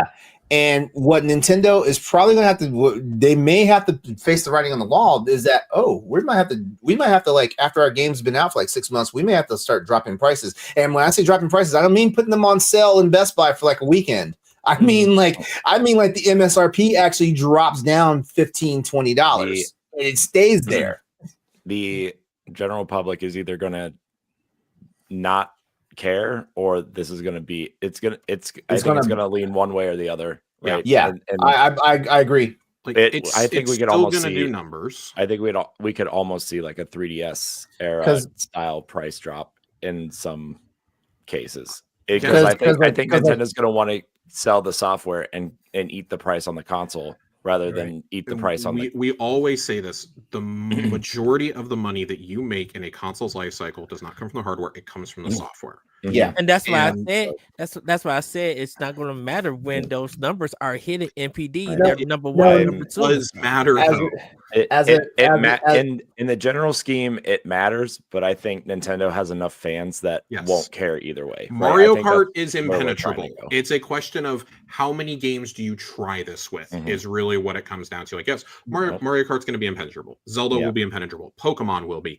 It is when you start pricing your Metroids, your Star Foxes, your new IPs at that, are people still going to bite? Like when you have this many people upset already, that is like we are facing realities where people have to pick and choose in terms of like entertainment, what they're going to fork out for. Would you rather have your streaming service for a year, or would you rather buy a game? Like I was just about to mention that. I was just about to mention that because we're gonna buy 3 full-priced games a year. There is a reason why subscription services like PS Plus, Switch Online, Game Pass are so successful right now. And it's because you pay a flat fee every month to get access to hundreds of games. Yeah. Even those are getting a bit more expensive. Yeah, even those are getting questionable. And we gotta look at the fact here, mommy and daddy, you know, like they've already gotta like provide all this stuff for the kids and stuff like that. They're gonna start bulking at $80 and $90 video games. They are. Especially when you have free stuff like Fortnite and you know stuff like you know Minecraft is rumored to be going free to play soon. I heard that on it's already the most stupid value in the world. My son loves Minecraft. You know, that's why. I'm sorry. I was just saying that's why it's going to be important for people to read reviews, and you guys can come to Boss Rush Network to read those reviews. Yeah, like Stephanie's latest review.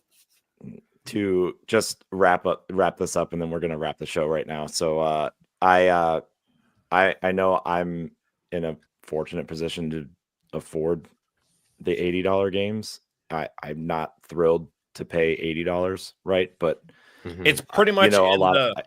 Sorry, go on. I was just gonna say I know that a lot of people aren't, and that's unfortunate.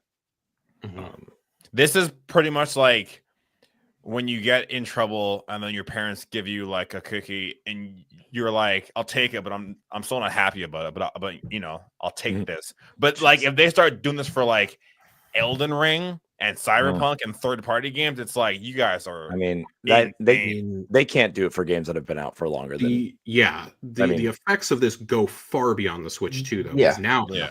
Nintendo, who's traditionally been very price conscious, they're now going to see. Nintendo was the first one to pull this trigger on an $80 MSRP game. That is going to get companies like EA and 2K, especially 2K. This pretty much guarantees Grand Theft Auto is going to be $80 when it comes out. At least. There was that rumor about it being $100. Doesn't seem so far fetched now. No, that game is gonna break people's banks for sure. But people who only buy like 2 or 3 games a year, they buy their sports game or something, and they buy GTA, they're still gonna, like, going back to Ed's point, that's still gonna show up number 1 on MPD. It's still gonna be there because people made the choice that that's the one game they're gonna buy for this quarter or for this half of the year.